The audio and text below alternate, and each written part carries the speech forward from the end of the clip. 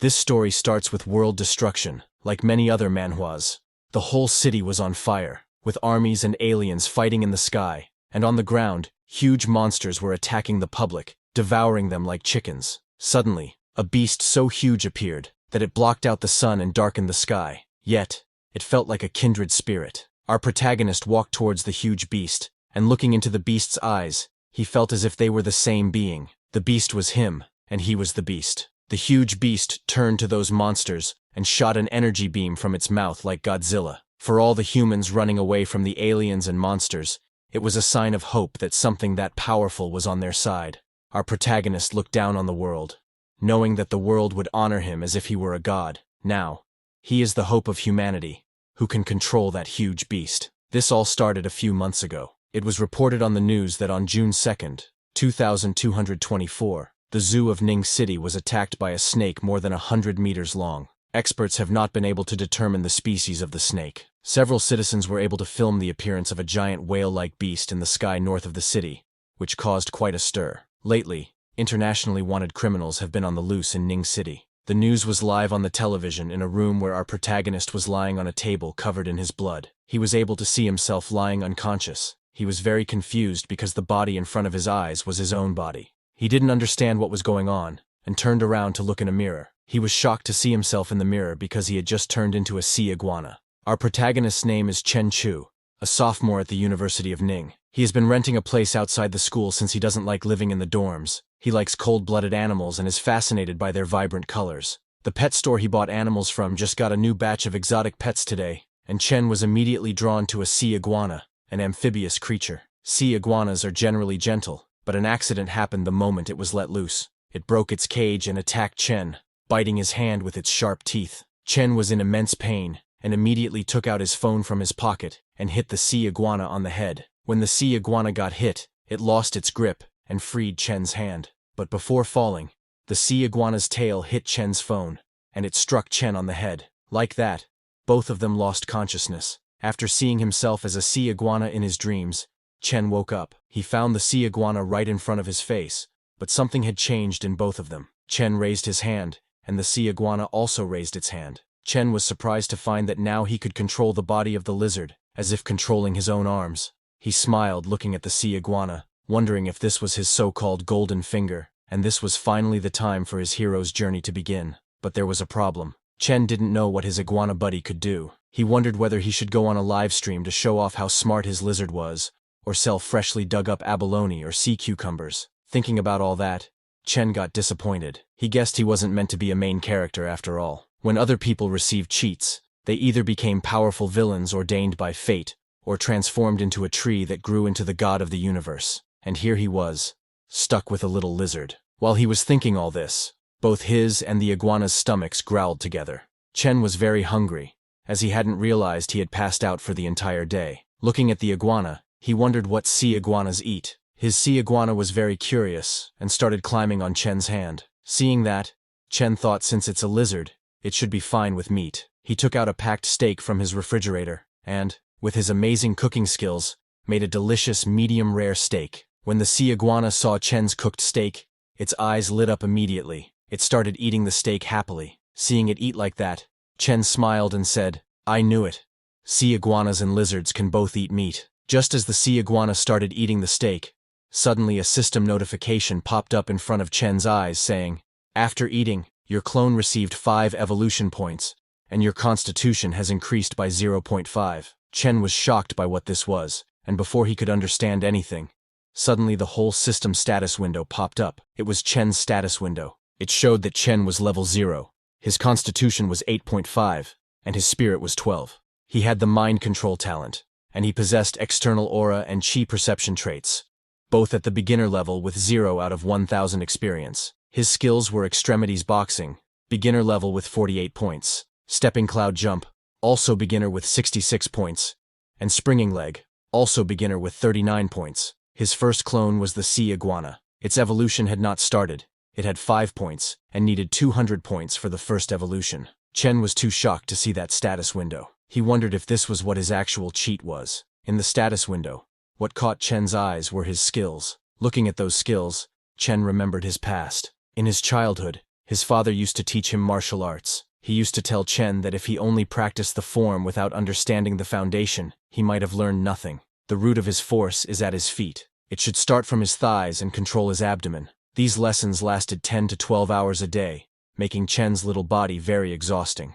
But whenever Chen asked his father if he could take a break, his father immediately told him no, saying it was cowardly to give up halfway. From the beginning, Chen didn't want to be a coward, so he started practicing again, running as fast as he could, even when he tripped and fell on the ground or got injured. His father didn't help him, only telling him that no one else would help him when he grew up. Then, one day when Chen was 10 years old, his father handed him a box, telling Chen that it contained all their savings. He told Chen that he needed to take a very long trip, and that Chen would have to walk the rest of the journey himself. Chen was very sad that day. For the first time, Chen's father patted Chen's head and told him to remember that he could not neglect practicing martial arts, and when he was strong enough, he would be able to see the other side of the world. Chen was very sad and asked his dad how he was supposed to find him again. His father told Chen that when he became a grandmaster, but his father stopped before completing his sentence and told Chen that he might not be here anymore by then. Just like that, Chen's father left the house and closed the main door. Since then,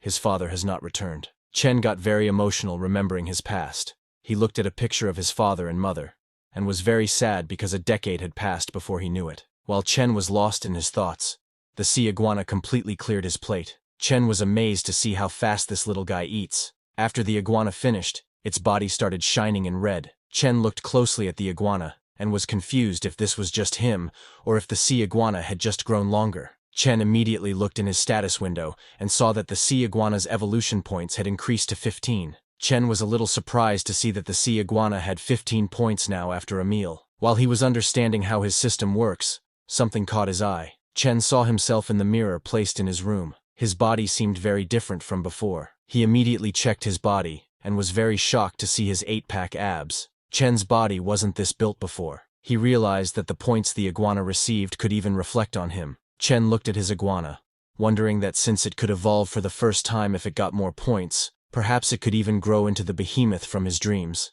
Chen got very happy thinking that with the help of this system, he could become a real martial arts grandmaster. The next day at the marketplace, Chen bought 10 pounds of prime beef, no bones, and 20 pounds of pork, lean meat, also no bones, and asked the shopkeeper to pack all of it. He then used his phone to pay with the QR code. He put everything in the back of his car, thinking this should be enough to last for a few days. He then drove off from the marketplace. Without wasting any time, he directly returned to his apartment. Using his master chef skill, he made all kinds of dishes for the sea iguana to eat because, with that, he would be closer to becoming a martial arts master. Seeing those dishes, the sea iguana's mouth watered. In just a few seconds, the sea iguana finished all of the plates. Chen connected his mind with the sea iguana, and found out that in the sea iguana's palate, pork didn't taste as good as beef. He then disconnected the control, and woke up. With just a few minutes of connection, he felt tired. While stretching, he said, "The beef could use a bit more cumin. I'll make sure to add more next time." After the meal, the sea iguana took a nap while wearing sunglasses. On the other hand, Chen went to the martial arts room to train. With all his force, he punched the punching bag. His punch was so strong that it completely changed the punching bag's shape. A system notification came telling Chen that after his hard work training, his extremities boxing experience had increased by 5 points. Chen was happy because not only had his constitution improved, but his training progress was faster than before. 2 days passed like this. Chen was still training, having destroyed 2 punching bags in these 2 days, and the current one he was using didn't look that great. After training for that long, he was a little exhausted. This feeling of getting stronger just by working hard at training is amazing. Before ending this section, Chen again jumped to the punching bag. He kicked the punching bag with all his power, and his kick was so strong that the chains holding the punching bag broke, sending it flying. After just 3 days of training, Chen's attributes had increased significantly. His extremities boxing skill upgraded to an intermediate level, and his stepping cloud jump and springing leg skills also increased in power. Not only that, the sea iguana's evolution points also increased to 195. It now only needed 5 points to evolve for the first time. Looking at his status window, Chen said, "From the perspective of traditional martial arts, right now, I should have reached the peak of the Ming realm." Chen remembered his father telling him that the realms of martial arts are divided into Ming, Dark, and Transformation. The peak of the Ming realm makes one a top-notch fighter, capable of taking on 10 opponents alone. The Dark Realm makes one a first-rate expert, able to fight 100 at once, but they are usually hidden within legendary families. The Transformation Realm allows one to take on 1,000. They're the Grandmasters recorded in history, rare in modern times. The Transformation Realm represents an unbreakable body, only described in ancient texts. At that time, Chen was very amazed, and asked his father which realm he was in. Chen's father told him that he once briefly reached the Dark Realm, but his expression darkened, remembering what happened after that. Little Chen didn't understand his father's emotions. He was very amazed by his father reaching the Dark Realm, and asked him if he was from one of those legendary families too. Chen's father was shocked by little Chen's question. He took a deep breath and told Chen that he was just from Luotuan. In the present, it's already afternoon. When Chen comes out of the martial arts room, he finds his sea iguana lying on the sofa. He was surprised to see the sea iguana, which had grown so much already in just 3 days. The sea iguana only needed 5 more points to evolve. Looking at it, Chen said, "One more meal, and you will be ready to evolve. Let's hope it won't be disappointing." He again made many dishes, and gave them to the sea iguana. As the sea iguana started eating, its evolution points began to increase. The evolution points reached 199. It was almost ready to evolve. Chen connected himself to the sea iguana, because he couldn't wait to see how this little guy changes.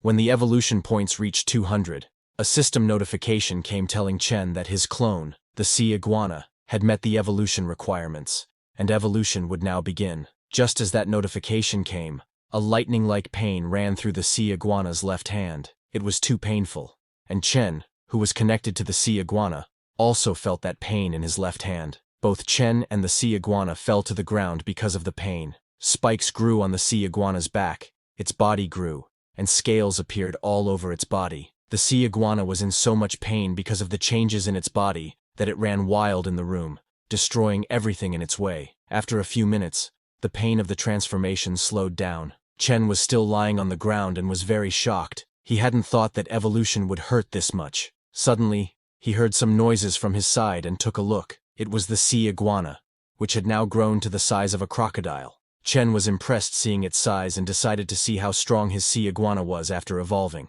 On Chen's command, the sea iguana turned with lightning speed and hit the punching bag with its tail. The punching bag burst from the sea iguana's tail attack. Chen was impressed because the evolved iguana now had extraordinary power. After the sea iguana's evolution, Chen's attributes increased again. His constitution doubled, and his spirit increased by 2. His external aura and chi perception traits also became more powerful. After completing the first evolution, the sea iguana needed 1,000 evolution points to evolve again. Chen was surprised looking at his status window as he hadn't expected that when the clone evolves, his main body's physique and attributes would directly double in growth. Looking at his status window, Chen was a little confused. He just didn't know if his attributes increased because his current strength was too weak, or if every time the clone evolves, his body's constitution would double. Chen smiled, thinking, if it's the former, then my strength will improve at a decent pace early on, but if it's the latter, that would be kind of terrifying. Currently, judging by traditional martial arts standards, Chen realized that he had just entered the Dark Realm. He activated his traits which allow him to unleash external energy. Seeing a red energy coming out of his body, Chen got very happy because now, he was officially a martial arts expert. But after looking into that energy, Chen understands that with training, 100 skill experience points a day is the limit. He thought that, since the improvements are mirrored, to further enhance his body, he will have to rely on the sea iguana. He again connected himself with the sea iguana, and when he released his energy, the sea iguana also released the same energy. Chen was shocked to find that even the iguana could release his external energy. Suddenly, the sea iguana got alert and looked in the direction of the main door. It felt someone's presence. That person started knocking on Chen's apartment door.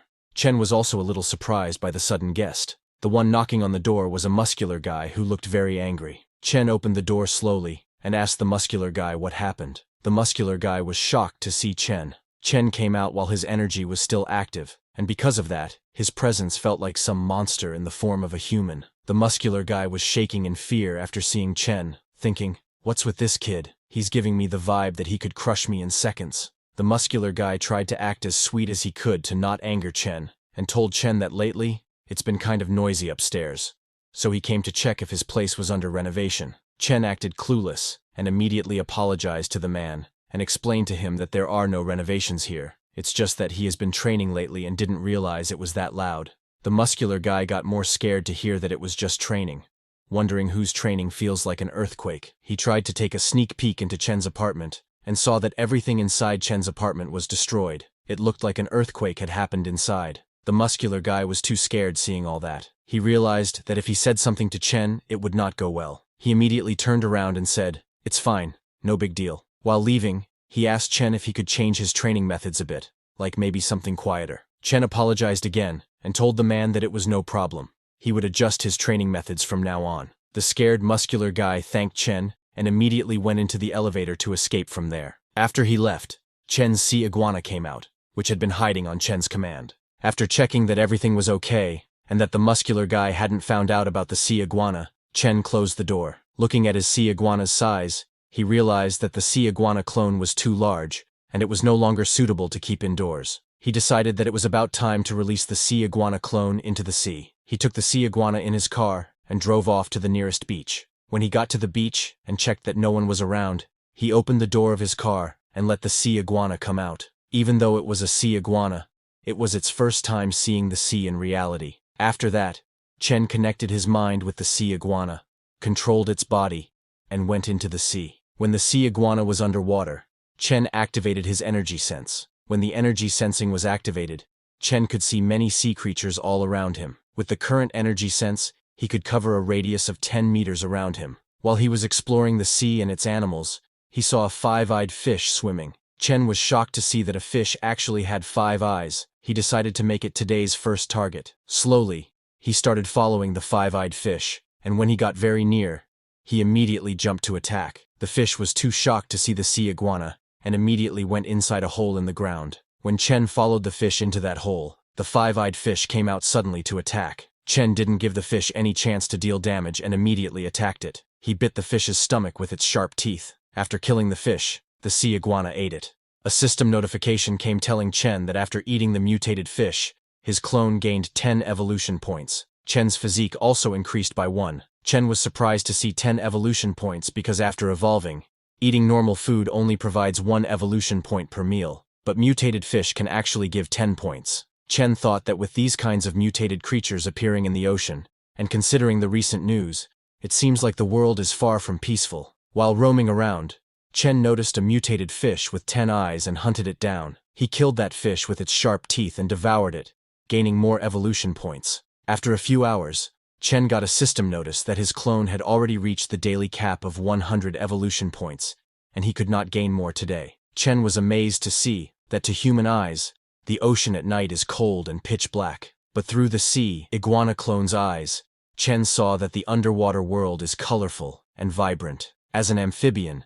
the sea iguana can stay underwater for a long time, but since it doesn't have gills, it still relies on lungs to breathe, so it needs to surface for air every now and then. While he was exploring, he saw a huge crack on the surface of the sea. He went into that crack and found a cave inside filled with air. Chen thought this spot looked pretty good and decided to have the sea iguana clone rest here. After disconnecting the mind control of the sea iguana, Chen said, "Since the clone is settled, it's about time for me to head back." While he was heading home, he saw a house in the middle of the forest. Chen was shocked to see that house. He could not believe that someone was actually living in this place. But before he could pass that house, he heard someone's voice asking for help. Chen understood that something might be wrong. His super hearing acted at the right time, but to not alert the bad guys, he didn't stop his car and went ahead. His decision was right because 2 thugs, one bald and one with blue hair, were looking at his car from inside the house. They checked carefully to see if Chen's car had left.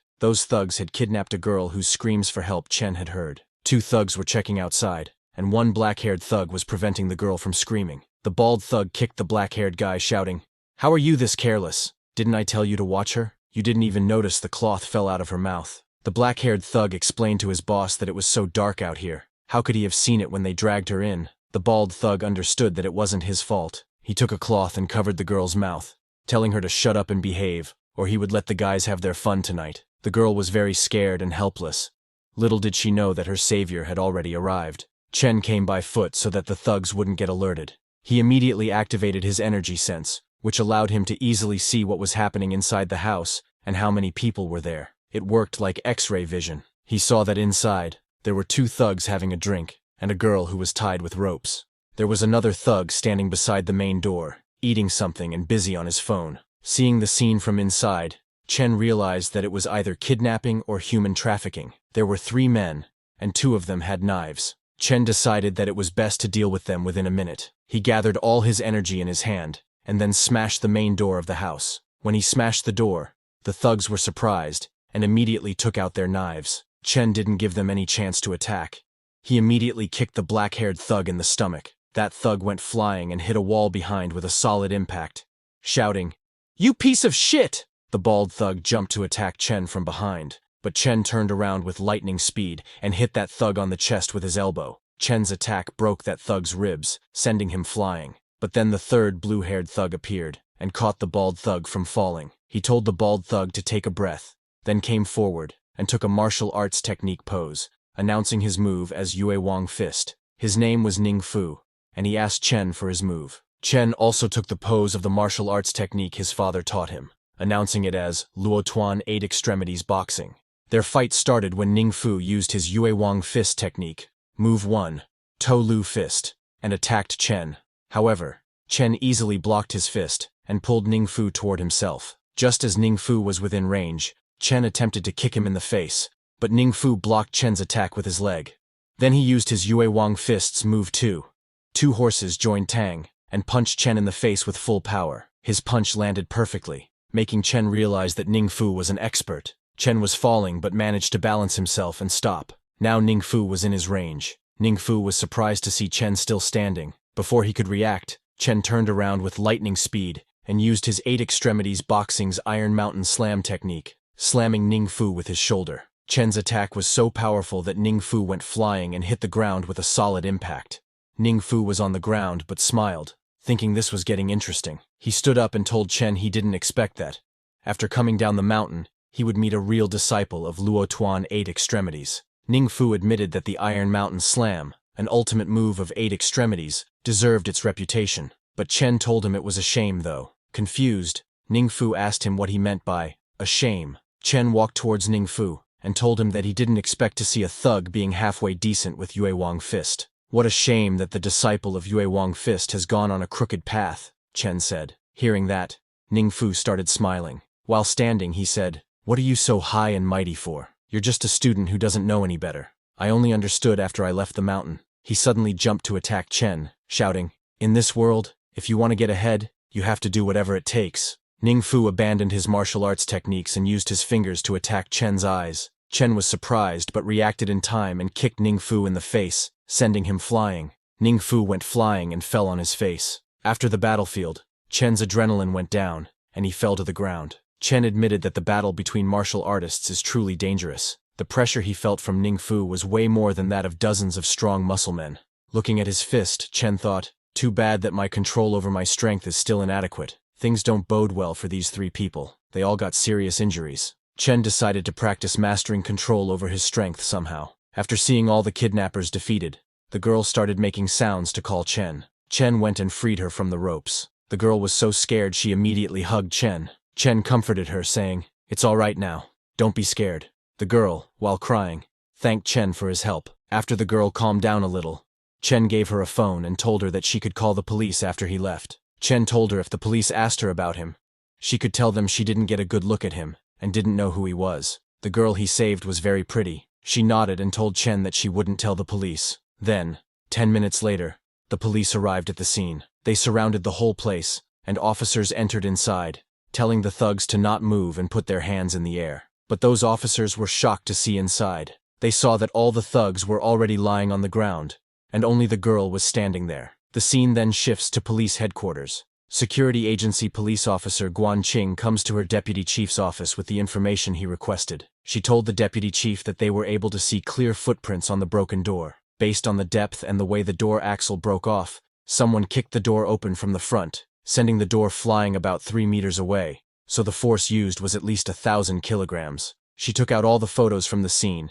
and told the deputy chief that among the kidnappers, 2 of them died instantly, and the one left has entered a vegetative state after suffering a major concussion. According to the kidnapped girl, Lin Rongya, the person who helped her was wearing a mask in the night, and she couldn't tell what they looked like. The deputy chief of the security agency looked at those photos and got confused, asking how this could be. The most force the king of boxing was able to exert was 800 kilograms on a machine in boxing. In real life, it's unheard of for this amount of force to be reached. Officer Guanqing agreed, saying, "It's true that this guy's strength is inhuman, although stranger things have been happening lately." While they were talking, suddenly thunder struck above the city. Looking outside his window, the deputy chief said a storm is coming. He was not talking about the weather.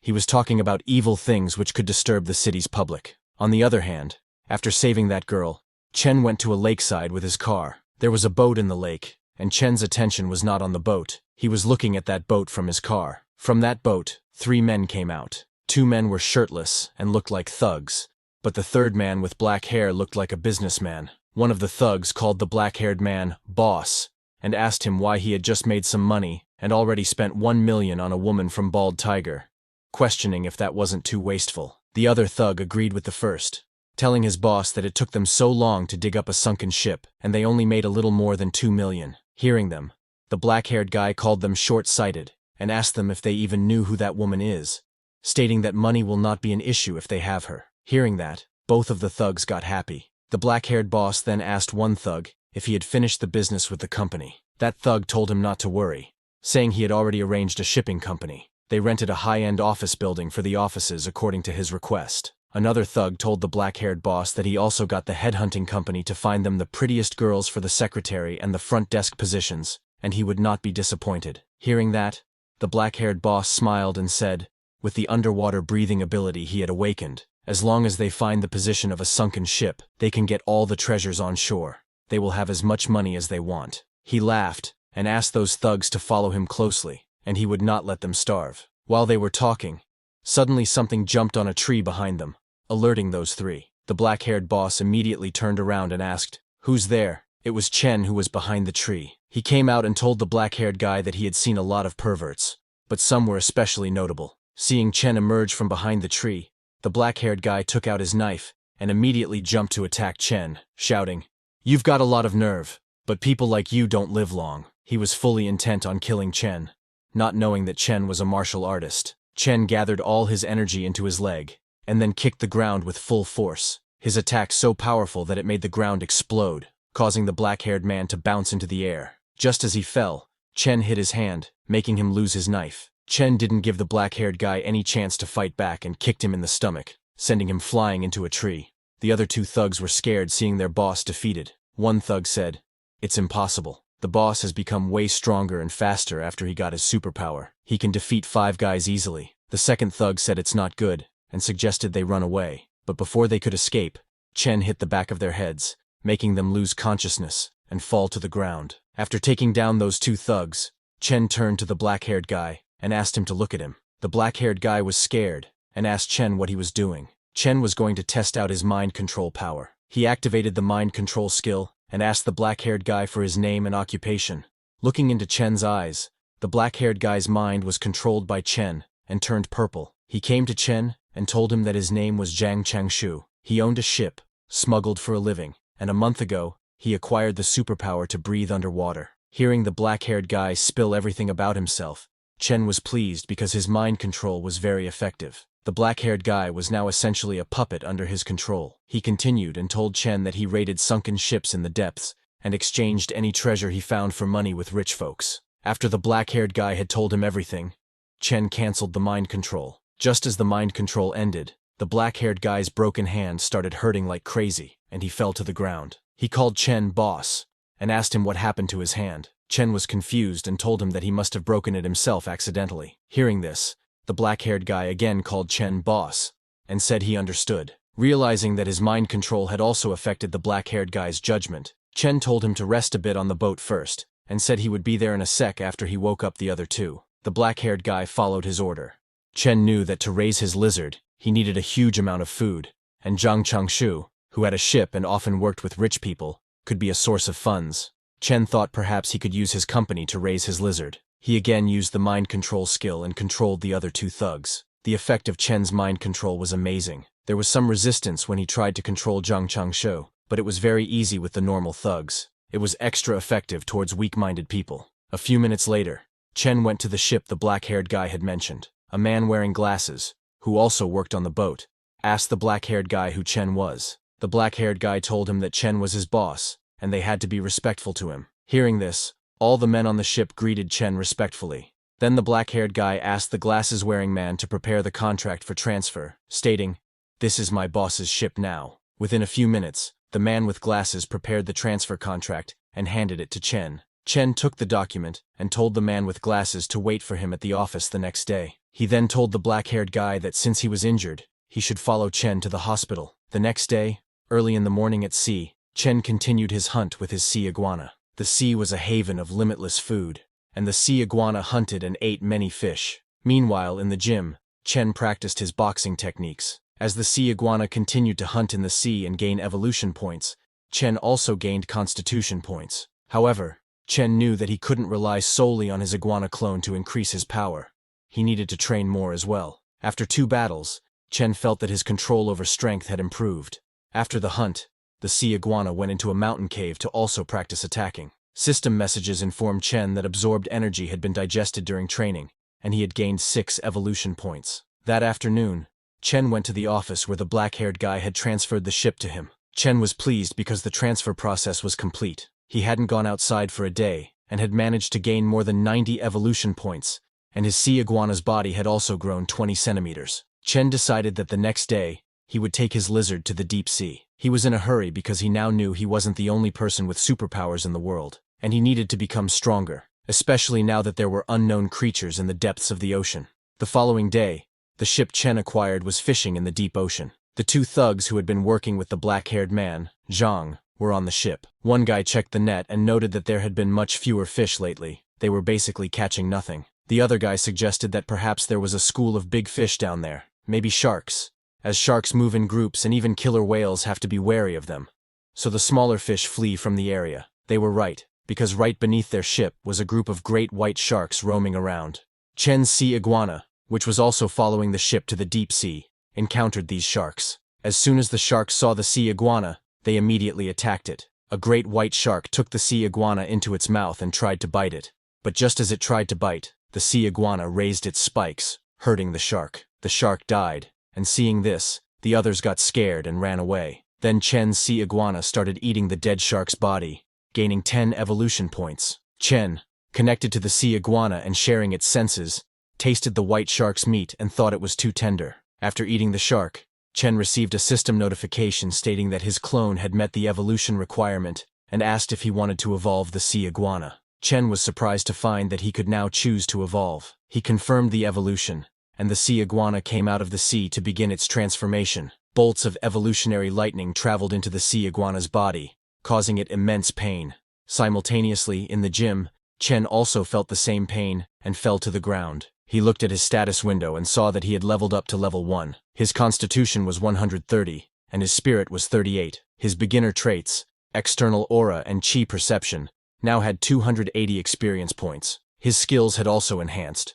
They were all now intermediate. His 8 extremities. Boxing skill had 370 experience points.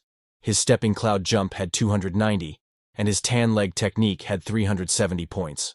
Chen's clone had evolved into a scale-armored spiny lizard, a newborn ferocious beast, trying to evolve into a ferocious beast lord. It had evolved twice, and needed 5,000 points for the next evolution. It also acquired an ability named Water Affinity. Chen's body had become more muscular. He was happy because he had made a breakthrough, and his constitution was 13 times that of a normal person, reaching a level equivalent to great success in the dark realm in ancient martial arts. However, looking at his status window, Chen was slightly disappointed that his constitution hadn't doubled even after evolution, but this confirmed that it had doubled the last time, because his base stat was low. He looked into the sea iguana's details, and noticed that it now had water affinity, but he didn't know anything about it, and wondered what it meant to have water affinity. Chen then connected himself to the sea iguana, and was surprised to see its body size. The sea iguana's body had become much larger, its bone density a few times more than before, and its weight had reached 4 to 5 tons. Its power had doubled,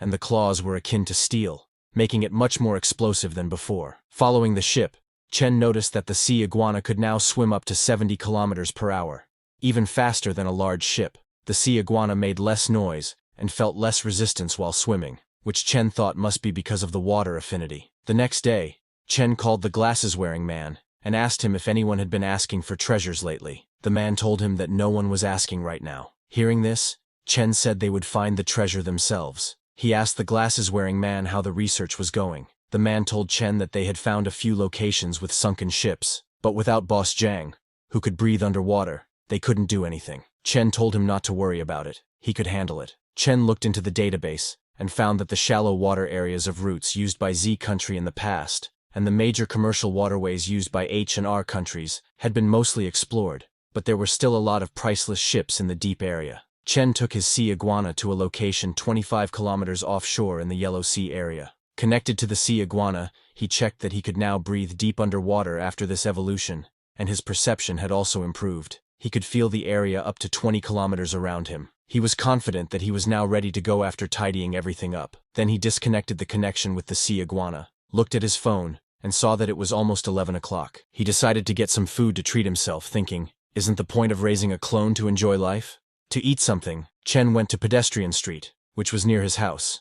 The meal was nice, but Chen was surprised to find that just one meal cost over 3,000. His savings were only 20,000. But he was not worried because he would soon take over Boss Zhang's company, so at least he got a taste of what it feels like to be rich. While returning home, he noticed something alarming. He saw a girl lying unconscious on the ground, and two men checking her. The scene didn't look right to Chen. As a righteous man of society, Chen raised his voice and asked them what they were looking at. Chen was confident because he knew that with his growing strength and his passion for martial arts awakening, as long as there was no real danger, he didn't mind stepping in. Seeing Chen step in, the thugs became very angry. One thug, in anger, asked Chen what he had just said. Another thug took out a knife and shouted, "Kid, get lost now, and I'll pretend I didn't see you." Chen didn't really want to fight them, and just wanted to scare them. He released his aura from his body. Chen's aura formed a beast form and looked at those thugs. Although it was not visible to human eyes, humans could feel its pressure. Both of the thugs got scared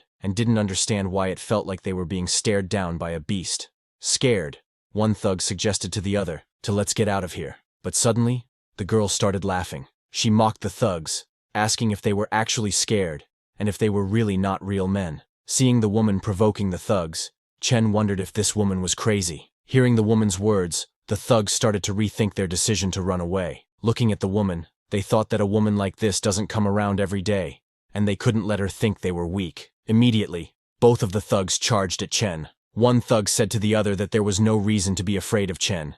He's just one guy. The other thug agreed, saying, "Yeah, let's get him. This guy's way too cocky." Chen was at a loss for words, seeing them charging at him. Everything was already resolved, but because of the girl, a fight ultimately broke out. Left with no choice, Chen got into his martial arts pose, and when the thugs were within his reach, he kicked them in the stomach, sending them flying.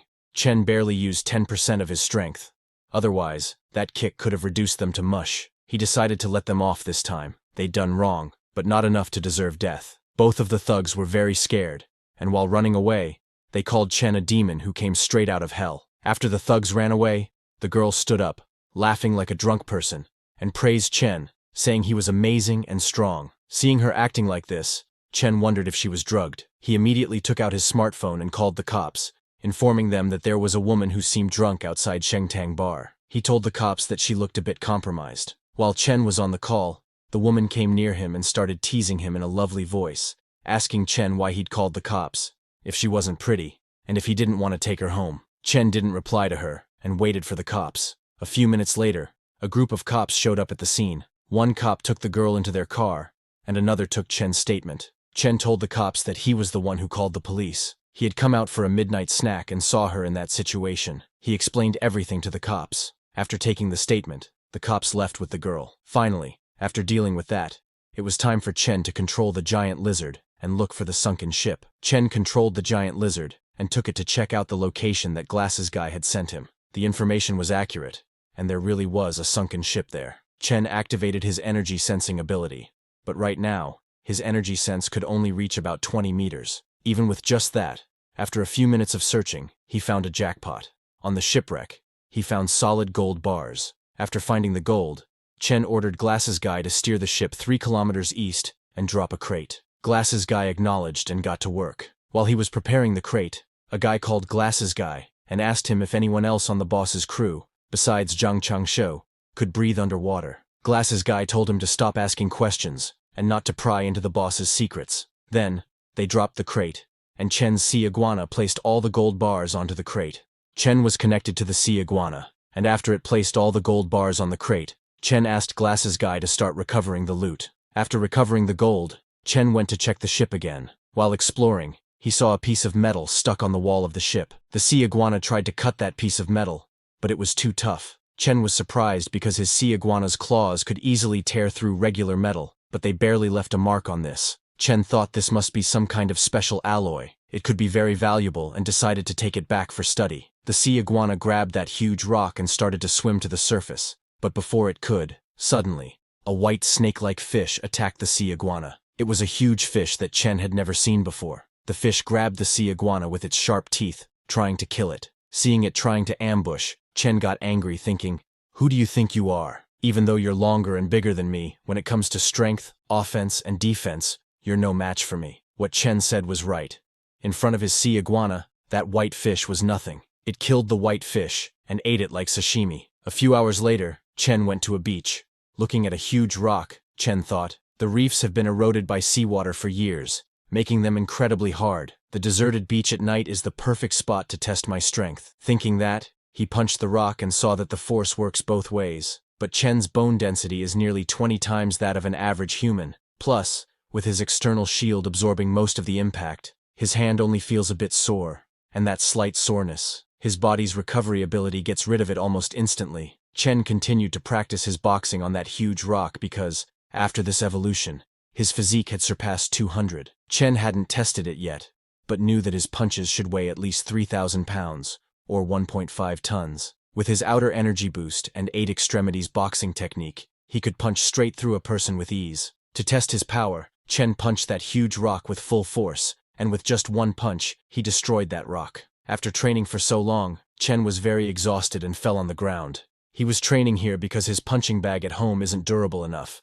and he can't train at the park either. With modern technology, if someone recorded him and uploaded it online, it'd be a huge problem if people found out he is extraordinary. It would only bring trouble, and so only on this empty beach can he train freely. Chen looked at his hands, and they were already healed. He could hardly believe how insane his recovery ability is. He stopped for less than a minute, and the scrapes on his hands were already healed. While he was busy checking his healing ability, the sea iguana returned to him with that piece of metal. Chen checked the metal, and saw that this irregular black ore shines with a metallic luster, but doesn't seem particularly special at first glance. When he tried to pick the metal up, he was surprised because the metal chunk weighs close to 200 pounds. It's heavy and extremely tough. Even the giant lizard's claws struggle to scratch it. Chen thought this is perfect for crafting a weapon, but he knows that with his current skills, making a suitable weapon would be difficult. So for now, he decided to focus on dealing with those gold bars. After training, Chen returned to the ship and asked Glasses Guy where the stuff was. Glasses Guy told him that it's all on the ship, and everything's been cleaned up. He led Chen to the captain's cabin where all the gold was. While Chen was checking the gold, Glasses Guy asked him how much money it is worth. He was amazed to see all that gold, saying he had never seen so many gold bars in his life. Chen told Glasses Guy that the gold bars don't have any markings, so they must have been privately minted, which means they can't sell them as antiques. The next day, after doing some research, Chen found that there is a shop in bustling downtown where he can sell the gold on the black market. Just as he entered, the receptionist welcomed him. Chen immediately asked her if they buy gold here. The receptionist told him they do, and asked him if he was selling rings or necklaces. Chen showed her the gold bars from his bag, and told her that he wanted to sell these. The receptionist was quite surprised, saying it was quite a lot of gold. She asked Chen to please come upstairs, and she would take him to meet their manager. When Chen went upstairs, he met the manager of the shop. He greeted, and asked Chen for his name, and how much gold he was selling. Chen introduced himself, then opened his bag and told the manager that he wanted to sell all this gold.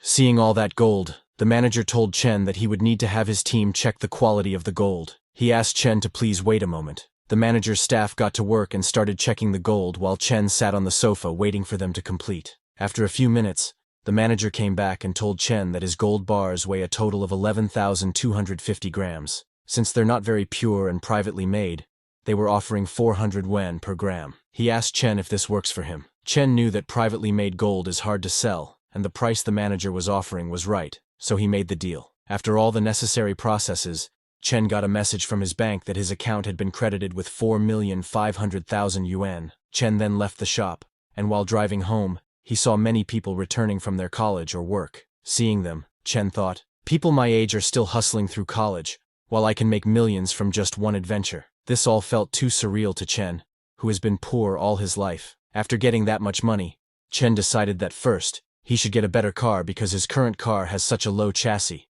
making it terrible on the bumpy coastal roads. He went directly to a luxury auto showroom. Glasses Guy also went with him, and both of them started looking for the perfect car that Chen could use daily. While they were checking cars, some new customers entered the showroom, a black-haired guy and his red-haired girlfriend. When Chen saw the girl, he immediately recognized her because she was his ex. Back then, Chen had spent a fortune trying to win her over. And what did she do? She chased after wealth and status, living it up with rich boys. When the red-haired girl saw Chen, she mocked him by telling her boyfriend that the guy over there is the loser who used to chase her. Hearing that, her boyfriend laughed at Chen and asked, "What's a broke college kid like you doing in a luxury car showroom?" Glasses Guy got very angry, asking them who they were calling broke. But Chen stopped Glasses Guy, telling him not to mind them. Seeing Glasses Guy angry, the black-haired boy said, "Are we not allowed to say the truth? Aren't you just a broke college student? This isn't a place you can afford, is it?" The red-haired girl told her boyfriend not to waste time on him, and let's go look at cars. She went and picked a red car, telling her boyfriend that she wanted that one. Her boyfriend got scared when he saw the expensive car. He tried to make excuses, saying, "Let me check it out for you." He was thinking that money is for impressing women. He only gets a few tens of thousands a month for spending. So how could he actually buy her a luxury car? On the other hand, Chen checked out a white car. Looking at the car, Chen thought, this car has a high chassis and can carry stuff. It should meet all my needs. He told the saleswoman that he wanted this car and would pay by card. The saleswoman told Chen that this car costs 2.38 million yuan and asked if he would be paying by card or in full. Chen told her that he would pay in full. The red-haired girl was shocked to hear that Chen was paying by card for that car and that the car was 2.38 million. But her boyfriend came over and told her that Chen was just pretending, saying there was no way he had 2.38 million in his account. Hearing that, the red-haired girl agreed, telling him that back then, Chen couldn't even afford anything but instant noodles for weeks just to chase her. They made fun of Chen, calling him a broke student who was pretending to buy a luxury car. The black-haired guy came over and told Chen that there was no need to put on a show because it'd be embarrassing if his card gets declined. Glasses Guy told the black-haired guy that it's none of his business. He asked the black-haired guy what he would do if Chen could afford that car. The black-haired guy told Glasses Guy that if Chen could afford it, he would call him Dad right there, but if Chen couldn't, then Chen would have to call him Dad. Glasses Guy immediately accepted the deal. The red-haired girl was laughing at Chen, thinking he was acting like he could really afford it but was just bluffing. After a few minutes, the salesgirl returned and handed Chen his card and the car key, saying, "The car is yours now." Chen thanked her, and then looked at his ex-girlfriend and her new boyfriend. The boyfriend was shocked to see that Chen actually bought the 2.38 million yuan car. The red-haired girl was also very confused, wondering how Chen had become so rich. Glasses Guy grabbed the boyfriend by the collar, asking, "Aren't you going to keep your word and call our boss Dad?" But then Chen intervened and told Glasses Guy not to waste time on people like this. While leaving with Chen, Glasses Guy told the two that his boss is too kind. If it were up to him, they wouldn't leave here today without saying Dad. The black-haired guy was very embarrassed, and the red-haired girl was speechless. When Chen drove off in his new luxury car, she chased after him, asking him to just hear her out, but Chen didn't stop. Seeing her chasing Chen's car, a saleswoman commented, she thought she found a rich guy but missed out on someone with real potential. Another saleswoman standing beside agreed, saying, "That's just how people are. They regret only after losing something." After leaving the showroom, Chen went to Cloud's Edge restaurant, the top spot for fine dining and service in N City. When he entered with his luxury car, all the waitresses greeted him with respect. He went to a private room where a waitress showed him the menu and asked what he would like to order. Chen looked at the menu and ordered a 5,888 yuan Boston lobster and a 7,888 yuan king crab, among many other items. When the food arrived, two girls came to personally feed Chen with their hands. All the food tasted more delicious when girls personally fed him. Chen was happy and said, "It's pricey, but worth it." Chen was thinking that after cooking so many meals for his lizard, it was time to enjoy the life of luxury himself. While he was enjoying his meal, he suddenly got a message on his phone. It was from his college advisor, informing the students that classes start in a week and they have to report to school on time. When Chen saw the message from the advisor, he remembered that he is still a sophomore. Chen then opened his status window. Now his constitution has reached 327, and his spirit is 49. He still has only one talent: mind control. His traits, external aura and chi perceptions experience points have also increased. His skills, 8 extremities, boxing, stepping cloud jump, and tan leg techniques power has increased too. His companion, armored spiked lizard's evolution points have reached 2,160, which needed 5,000 points to evolve a third time. Looking at the status window, Chen understands that once classes start, he will have less time, so he needs to earn more money fast to help his little lizard break through to the Shadow Realm. A few days later in the deep sea, swordfish, known as the fastest swimmers among fish, can reach speeds of up to 60 miles per hour, which is about 90 kilometers per hour. But right now, Chen's sea iguana is even faster than that. After racing with the swordfish, the sea iguana eats some delicious sailfish. Chen decides that once he is full, he will resume his treasure hunting. Just as he eats the sailfish, he gains 10 evolution points. Chen then gets back to treasure hunting. While searching, he finds out that by spreading out his senses, he can roughly detect things dozens of kilometers away. Unfortunately, even after scanning the seabed, he hasn't found any shipwrecks. Chen is disappointed because a few days have gone by with no results. He is seeing that the world is starting to change in strange ways. This makes him wonder if there are any secret supernatural organizations run by the government. Chen thinks that now that he has these abilities, he needs to be even more cautious in his actions. The next day, Chen went to a high-end office building in N City, after Zhang Changshu transferred the company. He hadn't visited it even once. Chen was impressed because this building is in the busiest area of N City. Zhang Changshu really went all out to make the company look good. Chen's new office name is Tianlin Marine Industries. Chen entered the building with a guy wearing glasses. The receptionist Nixin greeted the glasses guy as she didn't recognize Chen. The glasses guy asked Xiaoning to call everyone to the boss's office. Then, a few minutes later, all the girls working gathered in Chen's office. The glasses guy pointed at Chen and told all the girls that he is their company's boss, Mr. Chen. All the girls were very amazed to see their new boss, who is young, handsome, and super rich. Then the glasses guy started introducing people to Chen, pointing at Nixin.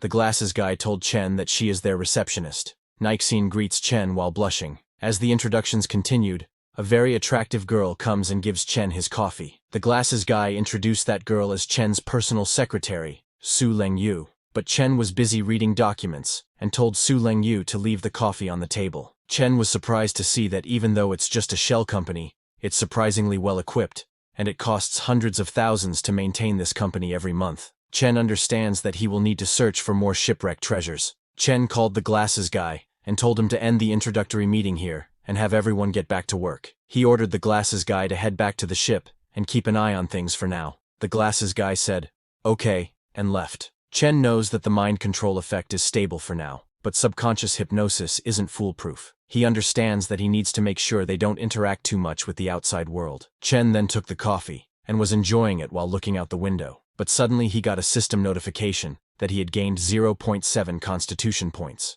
Multiple notifications came at once. Looking at those messages, Chen thought, using clones to hunt while just lying around and getting stronger feels amazing. Chen then connected his mind to the sea iguana. Chen's sea iguana is hunting fish. Now it could control the internal energy, and is using it to hunt big fish easily. The fish Chen hunted this time was a barracuda. He knows that barracudas are typically only about 2 meters long, but this one he hunted is 4 or 5 meters long. Its speed is incredible, and its teeth are harder than steel. If not for Chen's strong external force field, he might have been hurt. The number of fierce, mutated fish in the ocean is increasing. When the sea iguana eats it, Chen finds that this meat is clearly different, and it provides much more energy. Just as the sea iguana eats the fish, Chen suddenly gets a system notification telling him that his clone has devoured with effort and gained 90 evolution points. Chen also gains 9 constitution points. As that message comes, Chen's internal energy activates itself, and his body becomes more muscular. Chen feels that something's off. He realizes that this fish definitely has something unusual about it. Now, his muscles and bones are enhancing, and the increase is 10 times what it used to be. After seeing its effect, Chen looks for that fish, but it's a shame that in such a vast ocean, that mutated fish seems to be the only one of its kind. On the other hand, at Tianlin Marine Industries office, receptionist Nixin asks Su Lengyu if she thinks the boss has a significant other. Su Lengyu smiles and asks Nixin why she is asking, and if she is planning to make a move on him. Another girl jokingly asks Nixine if she has become a fangirl again. Hearing that, Nixine starts blushing in embarrassment. While they were talking, someone asks them why they are not off work yet. It was Chen, who was leaving for home. Su Lingyu greets Chen with a smile, and tells him that they still have a few things to finish up. Well, with Chen's hearing, he could already pick up on their chatter while he was in the elevator. But to avoid awkwardness, he decides to just pretend he didn't hear anything. Chen smiled and told them that since everyone's working so hard, dinner's on him tonight. Hearing that, everyone gets very happy. Chen and all the girls went to Cloud's restaurant. Nixine was very impressed, seeing Chen's luxury vehicle worth over 2 million. All the girls were amazed to see such a lavish restaurant. A waitress comes to take their order. Chen ordered the food, and its total came to 50,000. Chen just swiped his card and paid for the food. All the girls were shocked to see Chen making a 50,000 payment as if it's nothing. They all wondered which rich family their boss is from, as he is just throwing money around. They all thought that if they follow a boss like this, there's definitely a bright future ahead for them. Chen told the girls that he has something to handle tonight, so after dinner, he will get them all a ride back. All the girls thanked him, and they enjoyed the food together. Then, after driving all the girls home, Chen went to a deserted rocky shore. The sea breeze was so soothing that it lifted Chen's spirits. He started practicing his boxing on the rocks. He hasn't stopped training during this time, and his physique is now over 20 times that of an average person. Now, Chen's punch strength exceeds 2 tons, and with the external force field, his strength doubles, making his punches close to 5 tons. But the stronger he gets, the harder it is to control. Chen's footing wasn't steady, and he lost control again and again. This makes him realize that he needs to keep training to get used to his strength. While he was training, he suddenly noticed a boat. He was surprised to see there are people in such a remote place so late at night. There were some thugs on the seacoast waiting to receive the boat. The receiving thug asked the thug from the boat if he didn't trust him yet, noting that they had done so many deals together. The thug from the boat replied that it's just that the heat is on right now, and he reminded the receiver that the rules are as usual. Money first, then the goods. Chen was spying on them while hiding behind a rock, understanding that it was a D-grade deal, but they were armed, so he needed to be cautious. The receiver's men checked the goods and told their boss that it was top quality. Hearing that, the receiver gave the thug from the boat the money and shook hands, saying it was a pleasure doing business with him. While leaving, the receiver thug told his men to be careful because things are tight lately. His men assured him not to worry, saying, "Boss, we only work through single channels. Even if something goes wrong with the goods, they won't be traceable." Those thugs thought no one could catch them. Little did they know that Chen was coming for them. Chen approached with lightning speed, punched one thug on the neck, and kicked another one at the same time. The thug's boss was surprised to see Chen, and he immediately took out his gun to shoot. But before he could aim or shoot, Chen reached the thug boss and punched him in the face, sending him flying. In 5 seconds, Chen knocked down all 3 of the thugs. All 3 of them died immediately after getting hit by Chen. But Chen didn't feel sorry because he knows that these people have lost all humanity, so taking them out is practically doing a public service. On the other hand, in the sea, the thugs who were leaving on the boat saw something approaching them at high speed. It was Chen's sea iguana who came at high speed and hit the thug's boat from below. In front of the sea iguana's strength, the boat didn't last long and broke into 2. All the thugs were very shocked. They didn't understand what was going on. Did they run into something big? When the ship broke down, all the thugs fell into the sea. When they fell in, they saw Chen's sea iguana, which was 2 meters long and looked like some sea monster. Seeing that, all the thugs got scared and started running towards the coast shouting, "There's a monster! Somebody help!" One by one, Chen's sea iguana started hunting those thugs who were running away. Realizing that there was no way they could run away, a thug took out his gun saying, "Not like we can run away anyway. Let's go all out. I don't believe you can dodge a bullet." He aimed at the sea iguana and shot, but the bullet just bounced back after hitting the sea iguana. Seeing that, those thugs got even more scared, and before they could do anything, Chen's sea iguana attacked them. In a few seconds, it killed all the thugs running away from him. After killing them all, the sea iguana grabbed the suitcase in its mouth that those thugs got from the receiver thugs and returned. Sometime later, in Chen's room, Chen opened the suitcase, and it was filled with money. 1 stack of bills is 10 grand. 300 stacks means 3 million. Looking at all that money, Chen thought, cash laid out in front of you feels so much more real than numbers on a bank card. The scene then shifts to the next morning at a cafe. Chen went to the cafe with his secretary, Su Lingyu. All the men in the cafe were amazed to see a stunning woman like Su Lingyu, who gives off a cold, untouchable vibe. She was every man's dream girl, but Su Lingyu didn't even glance at those men, and went to Chen with some papers, asking, "Boss, please sign this." Hearing this, everyone became very jealous, wondering, is that her boss? He looks so young. Chen then stood up and said in a serious tone, "Let's go back to the company. Notify everyone. Meeting time." When people saw Chen's demeanor, they thought, this young man feels as unmovable as a mountain. His presence is terrifying. Later, at the meeting room, Chen pointed at a graph and told his workers to handle every little detail well, and they would be the company's heroes. As long as the company's performance keeps going up, by year's end, everyone gets a big bonus, he stated. While Chen was talking, he suddenly received a voicemail from his school telling him that today was the last day to register for school, and he was the only one left in his class. Hearing the voicemail, Chen sent a sorry message to his teacher saying he would head over right now. Chen turned to leave while telling everyone that he needed to go register at school, and since there wasn't much to do today, everyone could leave work early. He also instructed that while he was not there, Su Lengyu would handle all company matters. Niaxin asked in shock, "The boss is still a student?" Another girl standing beside said, "Boss seems so composed. I thought he was some rich heir raised with perfect manners." The scene then shifts to N University campus. When Chen arrived there in his new luxury car, everyone was shocked, wondering if Chen was actually a rich kid. A guy recognized Chen's car and told other students that his car was worth over 2 million. Suddenly, this news started circulating on N University's campus forum. A video of Chen was posted on the forum saying, on the last day of new student registration, a tall, rich, handsome guy shows up in a car worth over 2 million. Many people commented on the post. A student from Chen's class recognized him and commented, "Isn't that Chen Chu? He got so handsome over the summer." Another guy commented saying, "Who cares about how handsome he is? Driving a car worth 2 million? His family must be billionaires." A yellow-haired girl in very revealing clothes was looking at the university's campus forum, and when she saw Chen's photo she thought, he looks so familiar, especially his eyes, black and white like stars, radiating a sharp brilliance. While reading the comments on Chen's post, she saw a comment saying, "He's not a freshman, he's a sophomore in the finance department.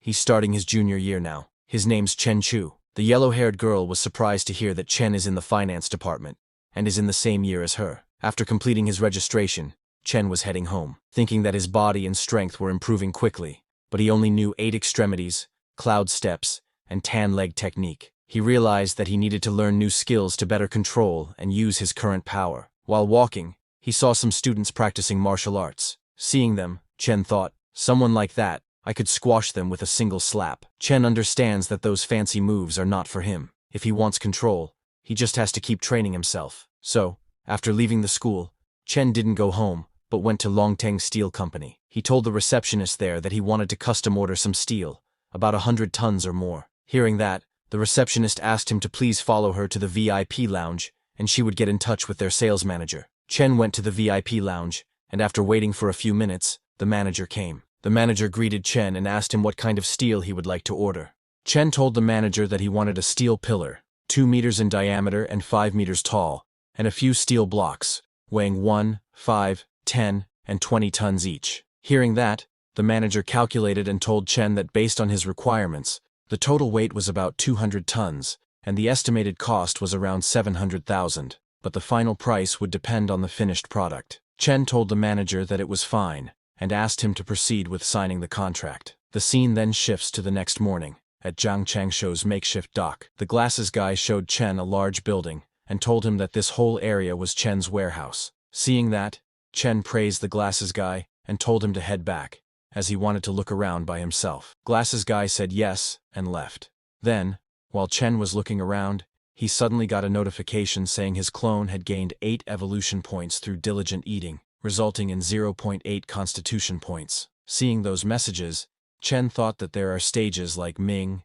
Dark, Transformation, and Beyond Transformation, and he hadn't even reached the transformation stage yet. He still had a long way to go. He looked in the warehouse and thought that once the steel pillar was set up in the warehouse, it would be his training ground. The maximum evolution points per day are 100, so Chen needed at least 1 more day to evolve his sea iguana. Thinking that, Chen said, compared to the giant lizard's progress, my body is still way too slow. On the other hand, police arrived at the scene where Chen killed those thugs last night. A policeman recognized the receiver thug as Luo Hao, known as Big Boss Luo in the underworld, who owns a bar and commands over a dozen lackeys. His right hand was almost severed by a blunt weapon wielded with incredible force, barely hanging by a thread of skin. Lying beside Luo Hao was Iron Lao Chi, whose chest was hit with immense force, crushing his organs and killing him on the spot. The police concluded that all three men were killed within a minute by the same person. They understood that the strength and speed of this individual were insane. They all were wondering who could pull off something like this.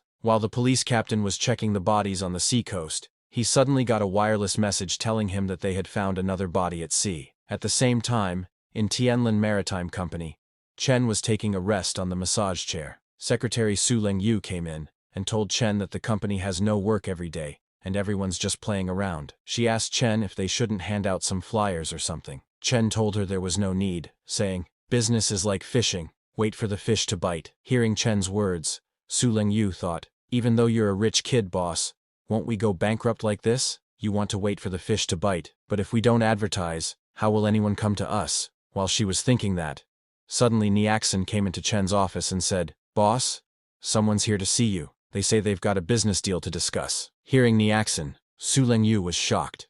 She could not believe that someone really did come to deliver money after all. After a few minutes, Niaxin led a man in a white suit into the meeting room. As the man entered, he asked for Zhang Lauda, the previous boss of the company. Chen informed the man in the white suit that Zhang Lauda and his people were now under his leadership. Hearing this, the man complimented Chen on managing to get Zhang Lauda on his side. The man then introduced himself as Wang Tianhua. Chen called him Boss Wang and invited him to sit down and talk. Once they were all seated, Su Lengyu offered, "Boss, I'll make some tea for you all." Chen nodded his approval, and then they got down to business.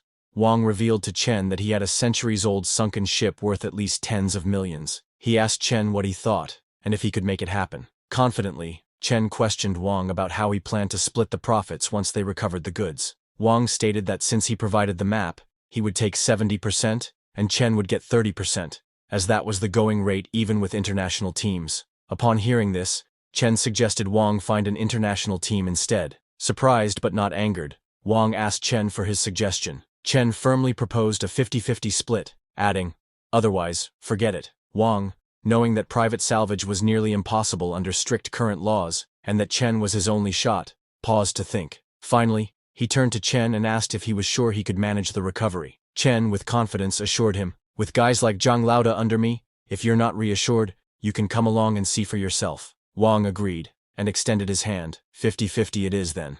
Pleasure working with you." Chen shook his hand and responded, "The pleasure is mine." Meanwhile, at police headquarters, the police captain was investigating bodies found in the sea and its coastal area. He was shocked to see such exaggerated claw marks on the corpses, and couldn't fathom what kind of creature could have claws that big. He logged into the confidential internal dialogue system, having already reported the multiple deaths suspected to be caused by a beast attack to his superiors. He also attached a confidential file, and finally received a reply saying professionals would investigate the case. Back at Chen's company, the huge iron pillar Chen had ordered arrived. Su Lengyu, surprised by the size of the pillar, asked Chen what it was for. Chen explained that it was a sea-calming pillar, buried at the pier to stabilize the waters and hold back the sea dragon kings. Su Lengyu was amazed at her boss's knowledge. After paying for the iron pillar, Chen checked his account balance, which was only 321,800. Seeing his balance, Chen thought to himself, "Money just flies away. Now I'm down to this little." Sometime later, Chen went to Bixi Garden Complex, where his secretary, Su Lengyu, lived. She came out of the car and said, "Boss, sorry to trouble you again. Why don't you come upstairs for some water?" It was a signal from her, but Chen declined, mentioning he had something else to do soon, and then he left. When Chen left, Su Lengyu felt very embarrassed, thinking about how bold her invitation had been. She became even more embarrassed when she suddenly remembered that her underwear was still lying around on the sofa. Meanwhile, the reason Chen declined Su Lengyu's invitation was that at dinner earlier, he had accidentally snapped his chopsticks. This incident made him realize that he still needed to practice controlling his strength. So, after leaving Su Lengyu, Chen didn't directly return to his home but went to the seacoast instead. There, he practiced his boxing by punching rocks again. While practicing on the rocks, Chen realized that he needed to achieve perfect mastery to fully utilize his powers. He then released his internal energy, and saw that his aura shield could now cover up to 30 meters. He could sense every movement of the wind and grass around him. 3 days later, in the deep sea, Chen was connected to his sea iguana, which was eating a red-eyed fish. The red-eyed fish are mutated, and when the sea iguana ate it, it gained 210 evolution points and 21 constitution points. After it finished eating, it followed Wang Tianhua's ship. When Chen noticed that Wang's ship was slowing down, he understood that they must be close. When the ship stopped completely, Chen called out, "Boss Wang, my other crew has already arrived. When do we start?" Wang, impressed by Chen's quick work, asked Chen to let him prepare, saying they would begin tonight. Chen agreed and returned to his training. After hard work, he gained 15 aura control experience, and with aura enhancement, his strength multiplied. At night, Wang called Chen, saying he didn't see Chen's other crew yet. Chen told Wang that they were already underwater and asked him to just give the location. Wang was surprised and said, "That's impressive," then told Chen that the location was 200 meters to the left of his ship, about 700 to 800 meters deep. After hearing the location, Chen connected himself with the sea iguana and went to that location. But in that depth, even with the sea iguana's constitution, the water pressure made Chen uncomfortable. Upon arrival at the location, he saw that there was nothing there. Chen called Wang and told him, 800 meters deep, within a 200-meter radius, and there's nothing. Wang was surprised to hear that Chen had already searched the area, as it was just too fast. Wang could not understand how it was possible that Chen scanned 700 to 800 meters deep in just 20 minutes. Wang's secretary checked on his laptop and told Wang that after hundreds of years, the location had likely shifted. He told his boss to try moving about a kilometer east. Wang apologized and asked Chen if he could check about a kilometer east. Upon hearing that, Chen led his sea iguana to the new location. When he reached the new location, Chen activated his external energy and scanned the whole area. This new location was correct. There really was a centuries-old sunken ship. Chen smiled, seeing the ship because he was going to get rich. He loaded the loot from that ship onto the ladder, and Wang's men pulled it out. Wang's secretary checked and told Wang that 8 pieces were broken and 3 were intact, estimating the value at about 30 million, but if sold privately, they could get another 20 million. Wang, who was on the call with Chen, smiled hearing that and said, "Did you hear that, buddy? That's about the situation." Chen told Wang that the rest was up to him. He just needed to collect the money. Then, a few days later, Wang returned with the money. He told Chen that the loot totaled over 23 million. They each got 11.5 million. He asked Chen to count it if he would like. Chen told him there was no need.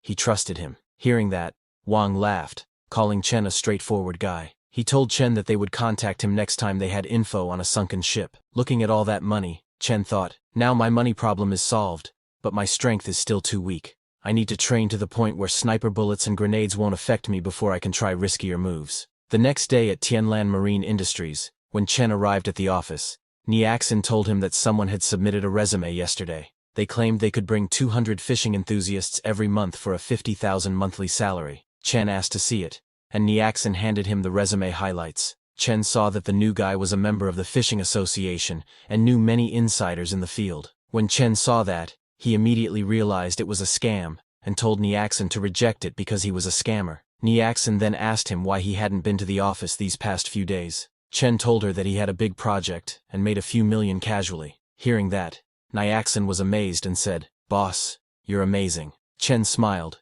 and reminded Niaxin that he had said he would treat all of them after this project, so tonight, he would take her to Yunshang Tianwai to relax. Hearing that, Niaxin jumped in happiness. Another girl standing behind thought, "Working here is awesome. Easy work, good pay, and the boss always treats us. Not like my friend's company, where the manager even tried to hit on her." She wondered if she would agree or not if the boss tried to hit on her. That night, Chen took all of them to Yunshang Tianwai restaurant. While eating, Niaxin told Chen she didn't know sea fishing was so profitable. Just a few days of fishing trips, and it's millions. Chen told her that he got lucky and caught a bluefin tuna, one fish worth hundreds of thousands. While Chen was relaxing with the girls, a man approached him and asked if he was Mr. Chen, the owner of Tianlan Marine Industries. The man greeted Chen and introduced himself as Li Tianrui, the deputy general manager of Tianhong Group, and also a friend of Wang Tianhua. Chen was a little surprised by his sudden approach. Manager Li said that he wanted to go fishing in the sea, and asked Chen if he was interested in cooperating. Chen told Manager Li that as long as it's profitable, he is interested. He asked Manager Li to come to his company tomorrow, and they would talk there. Su Lingyu gave Manager Li a card, saying, "This is our boss's business card." Manager Li took the card and told Chen that he would see them tomorrow. Looking at Manager Li, a girl commented that she didn't expect him to be so young. Niaxin asked her if this group is really big. That girl told Niaxin that their chairman is worth tens of billions, even richer than the richest man in N City. And Manager Lee has the same surname as Tianhong's chairman. Maybe he's a relative. Niaxin was amazed to hear that Manager Lee's family has tens of billions. Su Lingyu was also amazed because she couldn't imagine running into the son of the richest man over a meal in all her life. During their conversations, Chen realized that even the richest man's son is interested in shipwrecks. That same night, while Chen was searching the deep sea connected to his sea iguana, he found a huge fish. Chen was surprised by the coincidence. He was just telling Niaxin about a fish worth over 10 million, and now he had stumbled onto this. And not just one, but two of them. A few minutes later, Chen's sea iguana ate one fish and took the other one to the warehouse. Chen and his giant sea iguana looked at the fish and thought, a fish worth over 10 million, and its meat doesn't even taste that special. But I know this isn't just a fish. It's practically money swimming in water. Now I just need to find a buyer and sell it off. The next day, while Chen was training his boxing while holding the 2-ton dumbbells, he suddenly got a call from Su Lingyu. She told Chen that young Master Li had been waiting for him at the office for quite a while. Chen said all right and told her that he would head over now. A few minutes later, Chen arrived at Tianlan Marine Company. When the meeting started, Manager Li told Chen he had got the exact location of a shipwreck. Chen asked Manager Li that with the wealth of Tianhong Group, is young Master Li also interested in shipwrecks? Manager Li told Chen that no one ever thinks they have too much money. Then, after discussing the location and loot price, Chen told Manager Li they would split it 50-50 after the goods arrive. Manager Li agreed, saying it's no problem. From the look on Manager Li's face and how easily he agreed, Chen immediately realized that he's not just after the treasure on board, but decided not to say anything. Chen changed the topic and asked Manager Li if he knew anyone who runs high-end seafood restaurants because he had got a 4-meter bluefin tuna. Hearing that, Manager Li was impressed that even bluefin tuna was within Chen's reach. Manager Li took out his phone and told Chen that actually, he did know someone who owns a seafood restaurant. He asked Chen to let's grab lunch from there, and he will also introduce them. Then, after meeting with the seafood restaurant owner, Chen went to his warehouse. The restaurant owner came out of the car and ran into the warehouse to check the fish. Chen smiled and asked him not to rush, saying, "The fish is right there. It's not going anywhere." A worker checks the fish and told the restaurant owner that the fish's quality is perfect. Every aspect meets A-grade standards. Looking at the fish, the restaurant owner said, "Mr. Chen, this fish of yours is truly top-notch. We're all friends here, so how about a flat price of 7 million? What do you think?" Chen made the deal because he thinks the price is right. Chen's secretary, Su Lingyu, was amazed to see that a single fish sold for a whopping 7 million. It was quite unbelievable for her. Then, after getting the money, Chen went to Marriott International. He went there with Su Lingyu, telling her that since they had a great haul today, it's time to splurge a little. Su Lingyu was amazed to see the Marriott International shopping mall because it's a gathering place for the world's top luxury brands. Chen bought many items from that mall. Seeing him, Su Lingyu thought, this is the epitome of indulgence. The boss's money comes way too easily. But the mall staff were very happy, seeing Chen thinking a big spender has arrived. After shopping, Chen went to his dock warehouse. Chen moved all the items he bought into the warehouse. Su Lingyu was amazed seeing how much he has spent. Chen's watch alone is worth 2 million, and he bought her so many luxury goods, probably over 2 million as well. When they went inside, Chen told Su Lingyu that he wanted to buy a villa. It needs to be big and spacious. It's fine if it's in a quieter location because he prefers peace and quiet, and for the price, something around 30 million should do. He asked her to keep an eye out for him. Su Lingyu said okay, and returned home. After she returned, Chen connected himself to the sea iguana, and just as he connected, he saw 2 massive submarines passing by. Upon seeing those submarines, Chen turned around in disappointment, thinking, I'm not strong enough. Otherwise, I would tear those 2 submarines apart. While roaming around, Chen saw a sea cave in the deep sea, and also noticed some huge claw marks at the entrance of the cave. Chen immediately realized that there was something dangerous down below, and decided to leave it untouched, thinking there was no need to take unnecessary risks. The creature inside the sea cave, a giant crab, noticed Chen's sea iguana, and came out of the cave and attacked it. Seeing it attacking, Chen moved with speed to dodge, telling it not to think he was easy to mess with. Chen dodged the sea crab's attack, but after seeing its attack power, he realized it was much stronger than the mutated ribbonfish. The crab started attacking the sea iguana with all its claws, but the sea iguana moved very fast and dodged every attack. The force that the monster unleashed was over 10 tons. Now it was Chen's turn to attack. He dodged all the crab's claws, and while using his internal energy with full force, hit the crab's main body. The crab died immediately after getting hit. Looking at its huge body, Chen thought,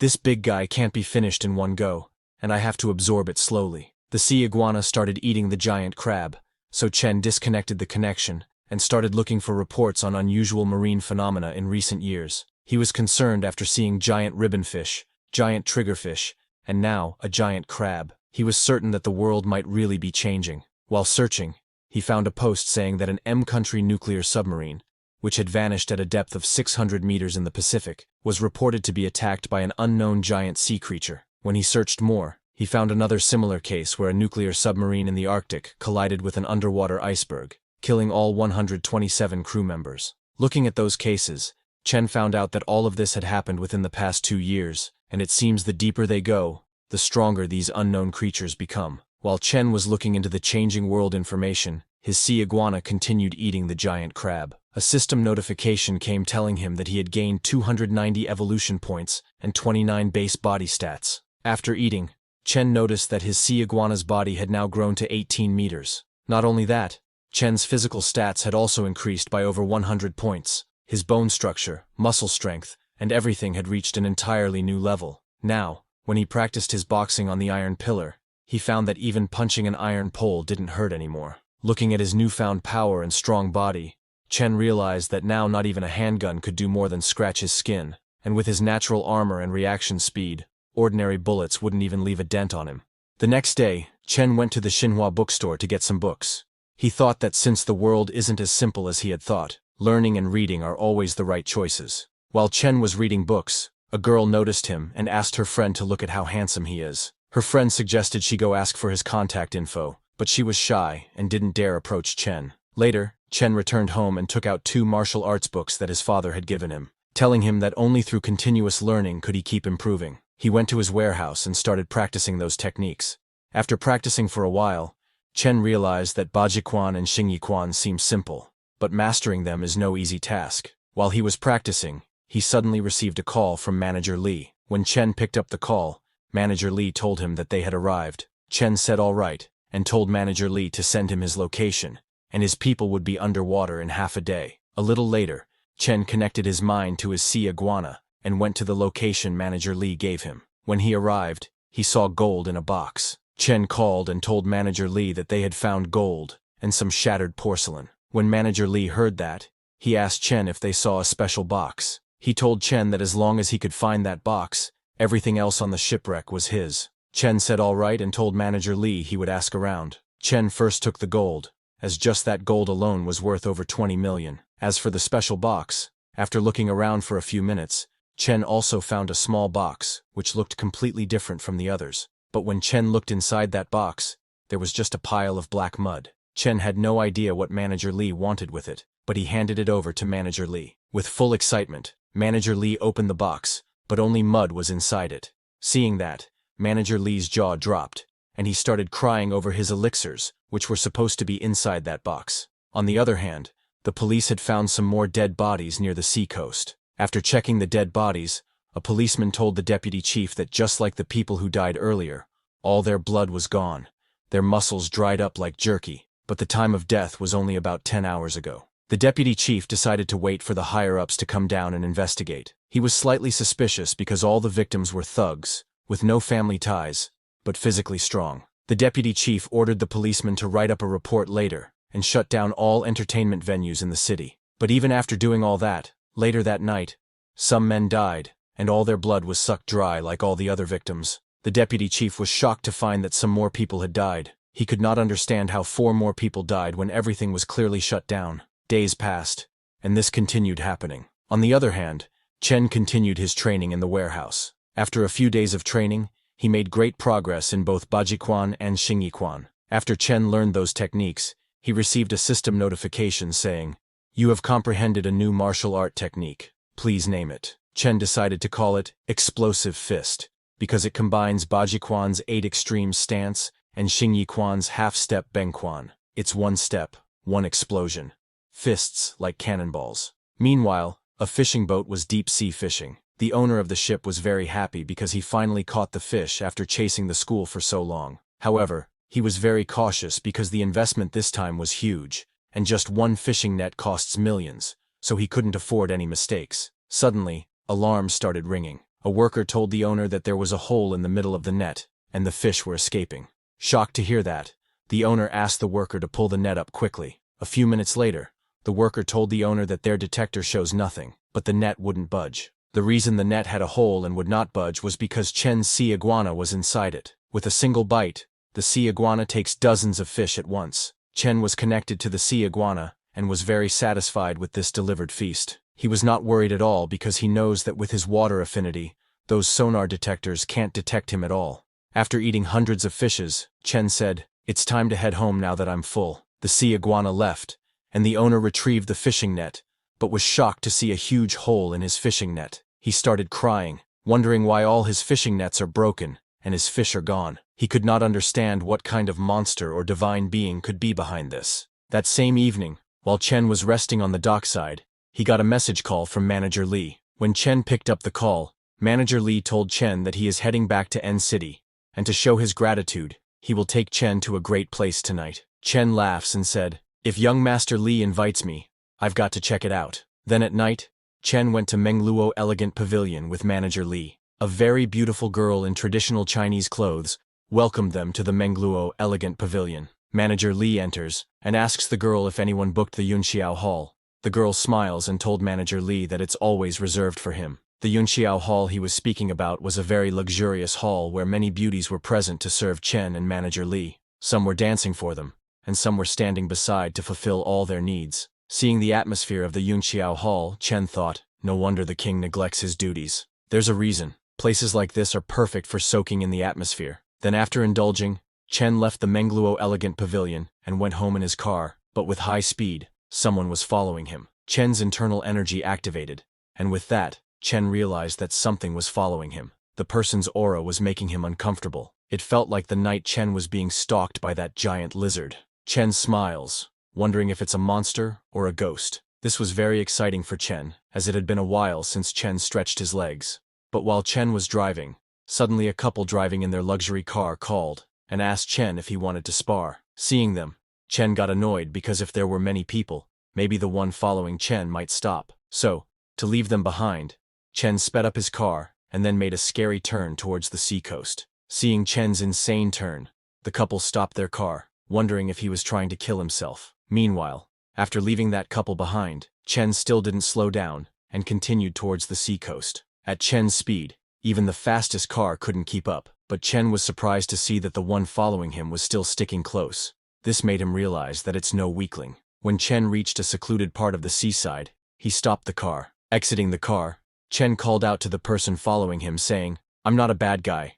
You can come out." Hearing this, a girl hiding behind a tree stepped out. She was the same girl who had welcomed Chen and Manager Lee into the hotel. She smiled and said, "What a funny way to talk, big brother. I was just bathing by the sea, and someone took my clothes. Could you grab me something to wear?" Hearing that, Chen responded, "You want clothes?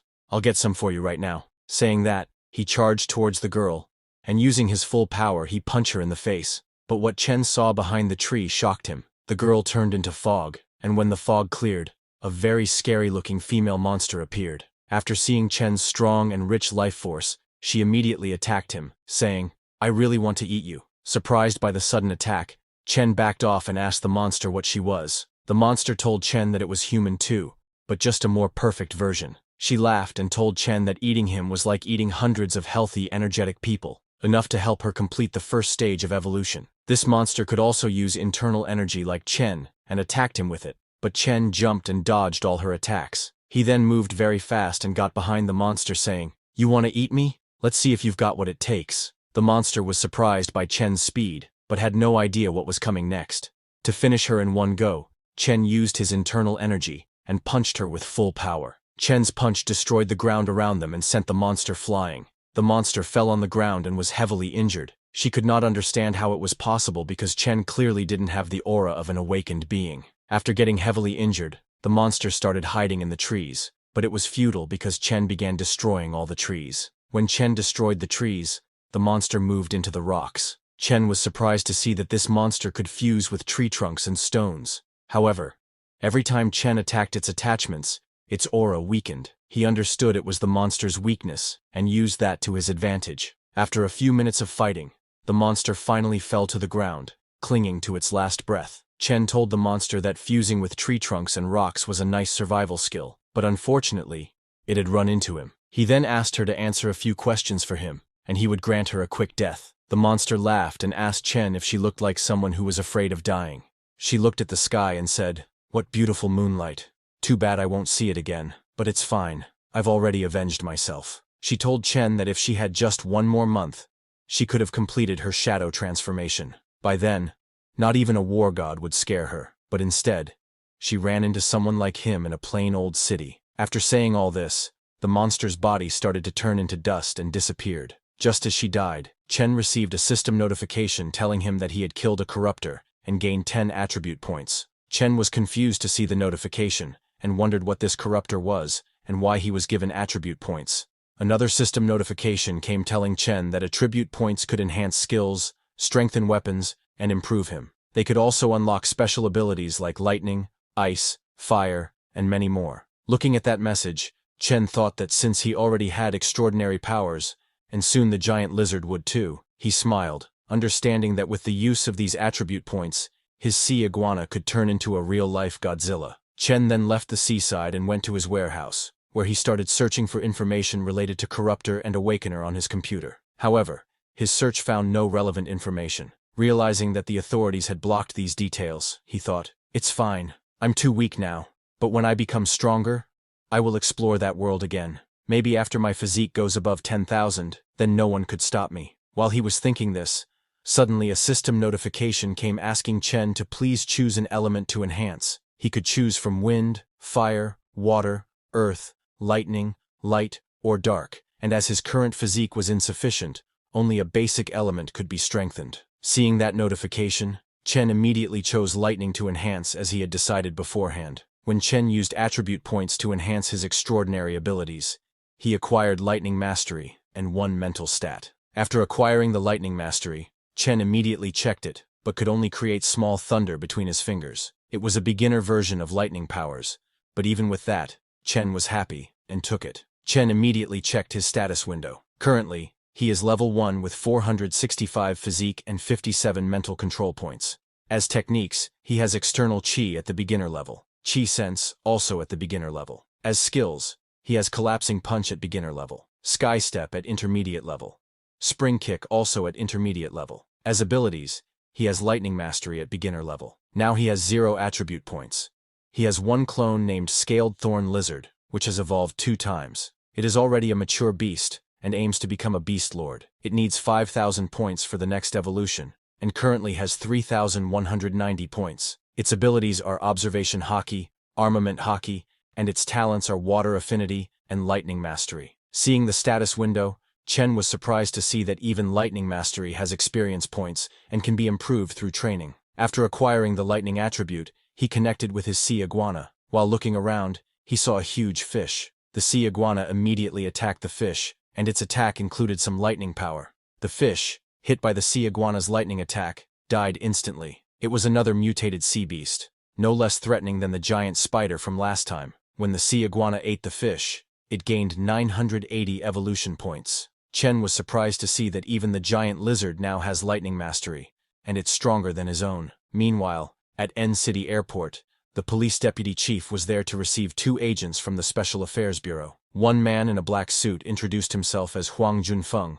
and thanked the deputy chief in advance for his cooperation. The second man, in a white suit, introduced himself as Nangong Jian, lead investigator for Case 907, and asked the deputy chief to show them the body. The deputy chief then took the 2 men to the mortuary to show them the dead body. Pointing at the body, he told them that this person died last night, the only corpse found. For 4 days before this, 4 people mysteriously died each night. The man in the black suit used some spiritual aura, and when he pointed it at the dead body, the monster's aura that had killed the man appeared. Seeing the spiritual aura and the monster's aura, the deputy chief was shocked, but before they could gather any more information, the monster's aura disappeared. The man in the white suit told the other that the killer is dead, which surprised the man in the black suit. At the same time, Chen was at his warehouse, practicing his techniques. He was scared because his power grew too fast, and he couldn't control it. Just tonight, when he dropped off Nixine, she asked him if he wanted to come upstairs for tea. Chen declined, saying he had plans. He didn't dare visit Nixie's house because he was scared he would break her couch just by sitting on it. He also couldn't get too close to her because he was afraid he might accidentally crush her bones. After practicing and collecting his thoughts, the next day, Chen went to buy a villa. A broker showed Chen the villa and told him that the main building is 560 square meters, with a 70 square meter front yard, a 200 square meter backyard, and an 80 square meter pool hall. The broker told Chen that the buyer paid in full, including furniture worth over $1 million, for a total price of $34 million. Chen offered $25 million, saying he would buy it outright. Just as he took out his phone to transfer the money, he suddenly received a call asking for help, saying they saw a monster, and then the call ended. Chen was surprised to hear that. Meanwhile, the two special agents were on the rooftop of a building looking at the city. The man in the black suit told the man in the white suit that there has been no unusual activity since last night. The corruptor is truly dead, but he thinks it's strange because the corruptor was in a semi-ethereal state. A being like that isn't something normal people could handle. He asked the man in the white suit if they should stay and investigate, suggesting they might as well check out the city's bustle, but the man in the white suit told him to use the time to train, otherwise when the apocalypse hits, he will just be cannon fodder. Surprised, the man in the black suit asked the man in the white suit what he meant by an apocalypse. The man in the white suit then told him that their professor predicts the next spatial fluctuation will be 10 times stronger than it was 20 years ago. The most pressing matter at hand is to increase their capabilities across the board in anticipation of that day. With a serious expression, the man in the white suit said, "Only this way can we repay the country for nurturing us." Meanwhile, at the deep sea, Chen connected his mind with his sea iguana, and, while searching, finally found something valuable. However, stirring up too much sand earlier broke a lot of porcelain. Then Chen went to get a coffee at a cafe. He looked up on the internet to check the price of the things he found. Chen struck gold. He got one Song Dynasty piece worth at least a few million, maybe even tens of millions. It's too bad his carelessness destroyed so much. Otherwise, they all could have been worth over 100 million. While he was checking the internet, he suddenly heard a commotion. A waitress was shouting at a black-haired customer, asking him what he was grabbing. The customer argued with the waitress, telling her not to accuse him. But then he started smiling and said, "Miss, since you said I grabbed something, should I grab for real now?" Another customer sitting nearby asked the black-haired man how he could be so shameless, as he saw it clearly. The black-haired customer argued with him too, saying, "So what if you did? If you're upset, try hitting me." The waitress got scared and tried to run away from there. Chen shot up from his seat and told the black-haired man that he had never met someone as arrogant as him. The black-haired man laughed and said, "Now you've met me today. If not happy, then try hitting me." The black-haired man challenged Chen, shouting, "Do you dare to come and hit me?" He laughed, calling Chen another hot-blooded youngster who only knows how to talk. This made Chen very angry. While walking towards the man, he asked the waitress if their store had surveillance cameras. Hearing Chen, the waitress understood what he meant and immediately disconnected the surveillance camera's power. After that, she told Chen that the cameras were broken. Chen smiled because now there would be no evidence. Seeing the waitress pull out the camera's power plug, the black-haired man got scared, realizing that he had messed up. Chen moved towards the black-haired man and slapped him so hard that with just one slap, the man fell to the ground and lost consciousness. After slapping the man, Chen smirked, saying, "In this day and age, someone actually wants to get beaten up. How ridiculous." Chen then left the coffee shop and returned to the warehouse. While lying on the sofa, he practiced his new lightning ability. After a few minutes, a system notification came, telling Chen that his thunder control experience had increased by 10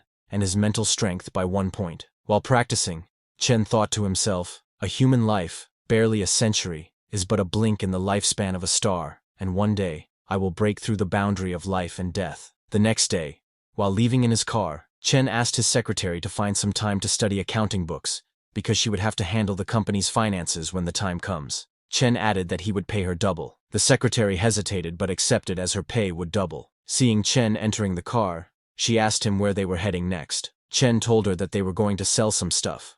After searching for a few minutes, they found a shop. The shop owner introduced himself as Gao, the owner of that antique shop. Chen pointed at the suitcase his secretary was holding and asked Mr. Gao if he could help them estimate how much this plate was worth. Mr. Gao asked both of them to come inside and discuss this upstairs. Chen opened his suitcase and showed Mr. Gao his ancient plate. While Mr. Gao was checking the plate, he found that it had the salty smell of seawater. He immediately realized that it was just salvaged. Mr. Gao then turned to Chen and told him that the plate was genuine but was part of a set, and he only had one piece. which lowers its value significantly. Chen laughed and admitted that it really was a set. He told Mr. Gao that when he found this porcelain bottle, there were plenty of others around it. Unfortunately, this was the only one that's intact. Hearing that, Mr. Gao said it was really a shame, and if it's just this one piece, he can only offer 4.5 million. Hearing the price, Chen closed the suitcase and told Mr. Gao that it was all right, and he would think about it. Then, after a few hours of wandering around many shops,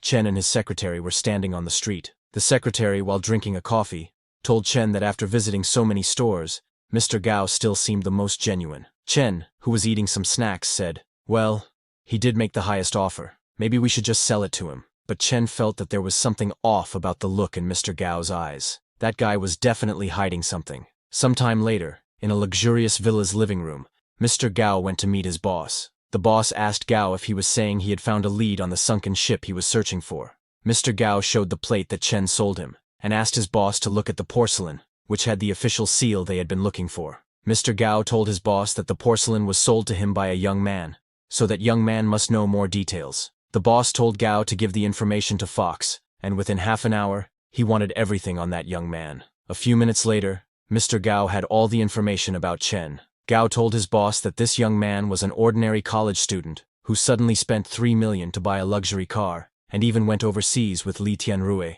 Gao asked his boss if they should still take action after seeing the people backing him. The yellow-haired boss, Du Hong, laughed and told Gao to take action. At the same time, while Chen was lying on his bed, he remembered Mr. Gao handing him a form and asking him to fill it out, saying they would need his details for future transactions or auctions. At that time, Chen filled out the form, but he still felt like today's deal went unusually smoothly. Chen couldn't shake the feeling that Boss Gao was hiding something. He hoped that nothing strange would happen. The next day, Chen was leaving his apartment and was in the elevator. His last night really was uneventful. He wondered if he was just overthinking it. He decided to forget it and just head straight to school to check things out. There was another matter Chen was curious about. After absorbing the sea python, his strength, muscle density, and everything else had reached 50 to 60 times that of a regular person. He wondered if he could withstand gunfire now. While Chen was thinking, the elevator arrived at the ground floor. But outside the elevator, a guy in a hoodie was waiting for Chen.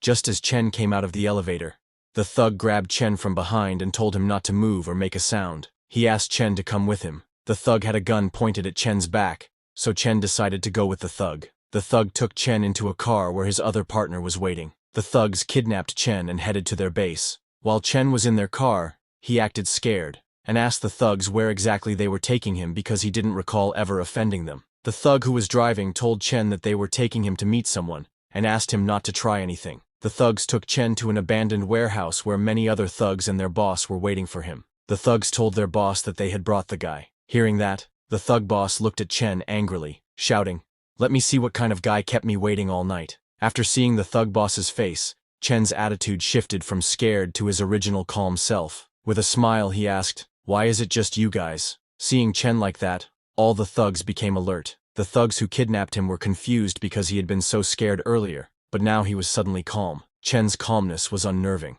The thugs immediately realized that something was off. The thug boss shouted, asking his men what they were standing around for. He told them to grab their weapons. All the thugs pointed their guns at Chen. With lightning speed, Chen turned around and kicked the thug standing behind him. The thug's gun went flying, and Chen kicked him again in the face.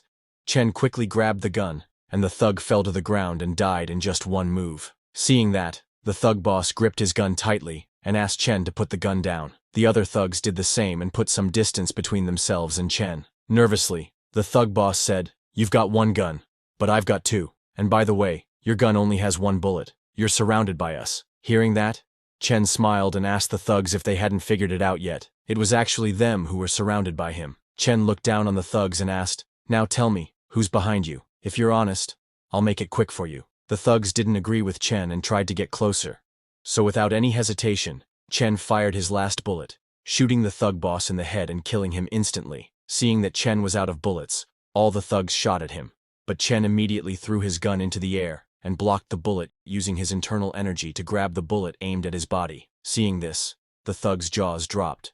They were all shocked and scared, thinking he was a monster. After catching the bullet, Chen himself was amazed at how powerful he had become. After that, Chen began a one-sided beating of the thugs, leaving only one alive to get information. He asked the surviving thug who had sent them after him. The dying thug told Chen that it was the director of Longhua Group, Chang Du-hong, who also owned the shop on Guan Street and lived at Guanshan Villa, number 3. Just as the thug disclosed this, the thug boss's phone started ringing. Chen picked up the thug boss's phone and answered the call, saying, "You're Du-hong, right? I'm Chen Chu. See you tonight." Hearing Chen's warning, Mr. Gao got a little scared and told his boss Du-hong that Chen was dangerous. Boss Du-hong told Gao to get ready, saying, "Let's see if this kid dares to come here." Meanwhile, Chen, having Du-hong's address, ran all the way to Du-hong's house. Chen was so fast that even a car traveling at 120 meters per second could not match his speed. Meanwhile, security at Du-hong's villa increased, with many bodyguards with guns patrolling and guarding the entire villa,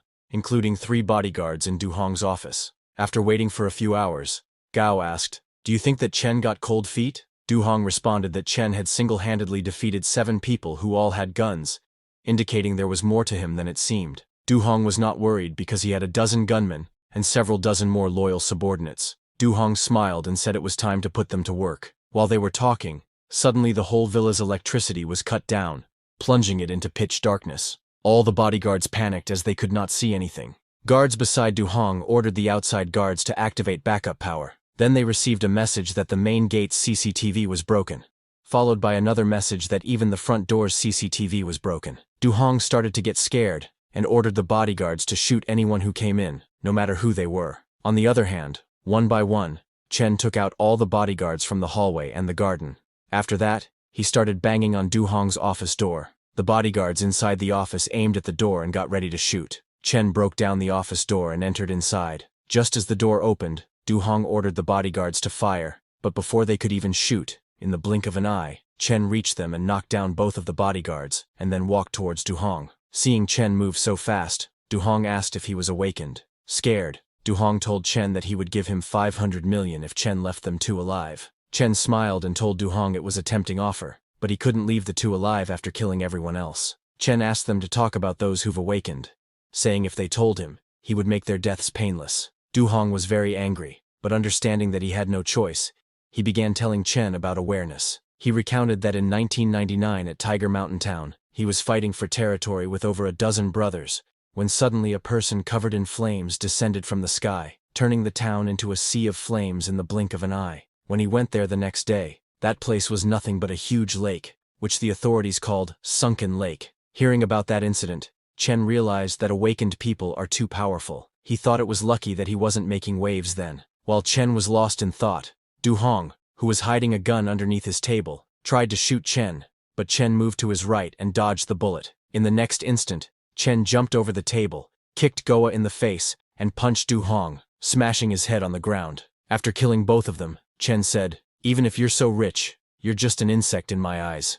If you're within reach, you're as good as dead." After killing them, Chen burned Du-hong's villa. A few minutes later, the police arrived at Du-hong's villa and found it burnt to rubble. A policeman told the deputy chief that 31 bodies were found in total, one of which was the director of Longhua Group. Looking at the villa, the deputy chief guessed that it was Chen as they had found Chen's information in Du-hong's phone. The deputy chief guessed that Chen should also be responsible for the deaths of the people in the Red Forest. Seeing the unusual movement of the underground, the deputy chief understood that the next attack was imminent, so he was planning to give Chen a chance, but he's just too cruel. He's forsaken the straight and narrow. On the other hand, when Chen returned to his warehouse, he saw that the chicken he had was gone, and there were oil marks. It didn't take him long to understand that the person who came here last night was extraordinary. Chen decided to wait for that person to return again. While waiting, he connected himself with the sea iguana. He hunted another fish-like creature, and after devouring it, he obtained 67 evolution points and 6 stat points. Chen found that there were many more fish like that deep into the sea, and decided to take a look. When he got 1,200 meters below the surface, he found a live volcano under the deep sea, but the pressure below 1,200 meters started getting a little difficult for Chen to withstand, so he returned. Then, the next day at the warehouse, while Chen was waiting, someone holding a shopping bag arrived at the warehouse. While hiding behind a wall, Chen watched the man. Chen was not going to let the man run away. When the man's back was facing Chen, he immediately charged at the man with full power and punched him. But when the smoke cleared, Chen was shocked to see that there was nothing at all, and the man had disappeared. Chen started to wonder what power this was. A dimensional rift? A path into another world? What else could it be? While he was thinking, suddenly the ground underneath Chen turned blue. Immediately, a system notification came telling Chen that his body was being corrupted by polluted energy. Another notification came telling Chen that although his body was powerful enough to be immune, this resistance would be overcome after 5 hours. But Chen completely ignored the system notification because he was very excited, seeing the dimension connected to his warehouse. Just as he entered this other dimension, he saw a door and something standing outside. Before Chen could understand what was happening, the thing standing outside jumped to attack him. It was a green-colored humanoid monster whose head looked like a squid. Seeing that, even Chen got confused, wondering if it was a zombie or some other monster. Just as the monster tried to attack, Chen punched him in the face, blasting his head into pieces. A system notification came, telling Chen that he had killed a defective demon corpse and had gained 2 stat points. After killing that monster, Chen turned to the door. There was a signboard above the door saying, "Tiger Mountain Town welcomes you." Chen entered the door and found a whole town behind it. Seeing Tiger Mountain Town, Chen immediately remembered that it was the town that Du Hong told him had been flattened into a lake overnight. It didn't take long for Chen to understand that this town wasn't destroyed by humans. It was pulled into another world. Chen decided to return for now because it was dangerous here. While he was going back to the door from which he came, an orange-haired little girl was observing him while standing on a huge tree. That little girl had the chicken that was stolen from Chen's warehouse. She started eating that chicken in a hurry. On the other hand, while Chen was returning, he used those 2 points that he got after killing that monster to strengthen his electric powers. A system notification came, telling him that his stat points had been used to strengthen his ability to control electricity. His experience had increased by 20, and his spirit by 2. When Chen returned to his world, he checked the information about Tiger Mountain Town on the internet. He found out that Tiger Mountain Town had sunk and 30,000 people had disappeared. Chen was shocked to find that over 30,000 people disappeared with the town. He thought that if they all became monsters, he couldn't imagine how many stat points there would be. He took out his phone and called Manager Lee, asking if he could help Chen check where the displaced people from Tiger Mountain Town are now. Manager Lee told Chen that he would check tomorrow about Tiger Mountain Town. The next day, Chen went to the steel company, where he ordered his huge pillar and dumbbells. He asked the steel company manager to make him a small steel house and a large knife to decorate it. The knife must be 2 meters long, thick, durable, and sharp. The manager was shocked to hear about the 2-meter-long knife, and told Chen that this might be difficult, because there are regulations on the production of knives. Chen laughed, and asked the manager if he thought anyone would carry a 60-kilogram knife, run around, and cause chaos. Left with no choice, the steel company manager agreed. Chen ordered this knife, thinking that since demon corpses are strange beings, what if he gets infected? While he was thinking that, it suddenly struck him that besides a knife and metal house, he might as well get a set of armor.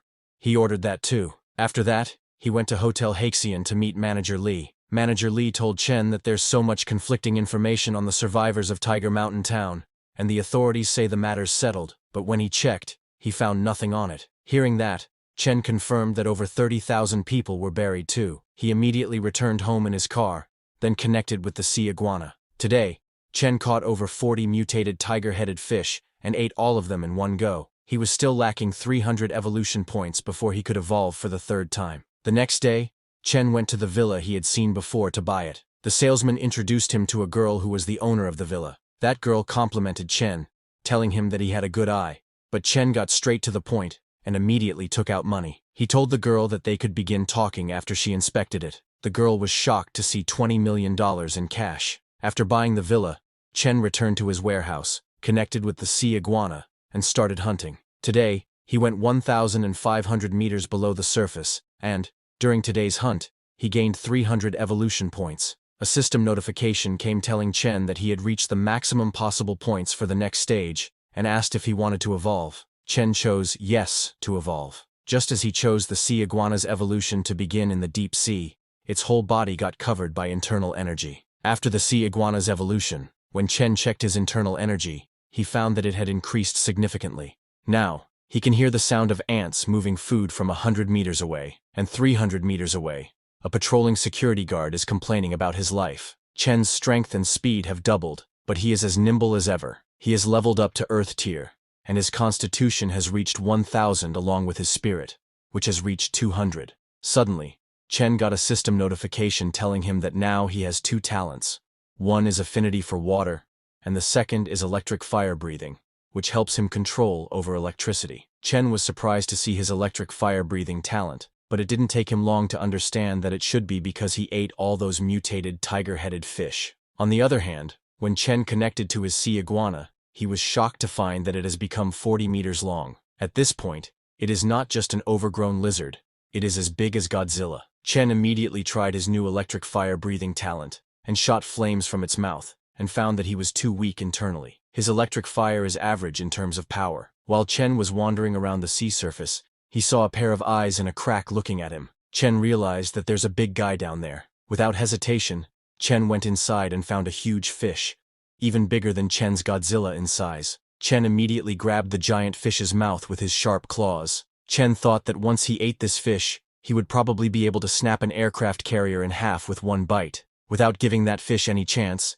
Chen split the fish's head in one go and killed it. When he ate that tiger-headed fish, it gave him over 2,000 evolution points and a lot of fiery energy. After that, Chen went into a cave. This cave was that huge tiger-headed fish's territory. While he was checking that, suddenly he saw something which shocked him completely. He saw a skeleton of some kind of sea monster, which was 100 times bigger than Chen's Godzilla, but it was killed, and a huge metal nail was stuck in its head. It was too terrifying and gave Chen a sense of fear that he couldn't quite name. He saw that there was something in that huge skeleton's head, and the power in Chen's body was roiling towards it. Suddenly, a system notification came telling Chen that he had discovered an ancient factor and asked him if he wanted to absorb it. Chen immediately said yes, because he understood that this was something that would significantly increase his strength. Just as he chose, Chen's Godzilla's whole body got covered by huge amounts of energy. Another system notification came telling Chen that he had absorbed an ancient factor and was now undergoing an extraordinary evolution.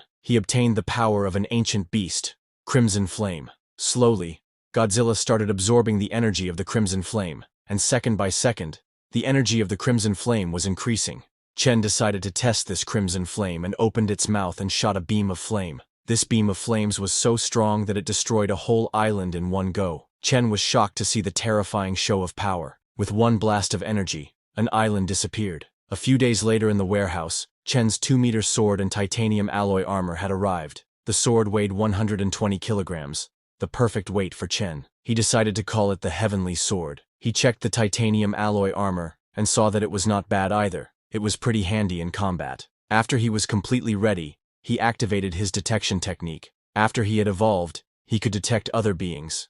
And with that technique, he found out who was stealing his food. But he didn't expect it to be a little girl. He wondered if she was one of Tiger Mountain Town's survivors with special powers, or if she was a monster too. Chen decided to follow her, and following her, he entered the different domain where Tiger Mountain Town was. When he got there, hundreds of monsters were standing right in front of the town entrance. Seeing them, Chen thought that the town gets more lively at night. Without giving those monsters any chance to react, he jumped, and with just one strike of his sword killed one monster. A system notification came telling Chen that he had killed a demon corpse and obtained 5 stat points. Chen immediately used those points to strengthen his weapon, the Heavenly Sword. The system asked him to please choose which aspect he would like to strengthen, like durability, sharpness, armor-piercing ability, and damage against monsters, or elemental strengthening like wind, fire, lightning, electricity, and light. Chen chose to put 3 points into durability and 2 points into sharpness. After choosing that,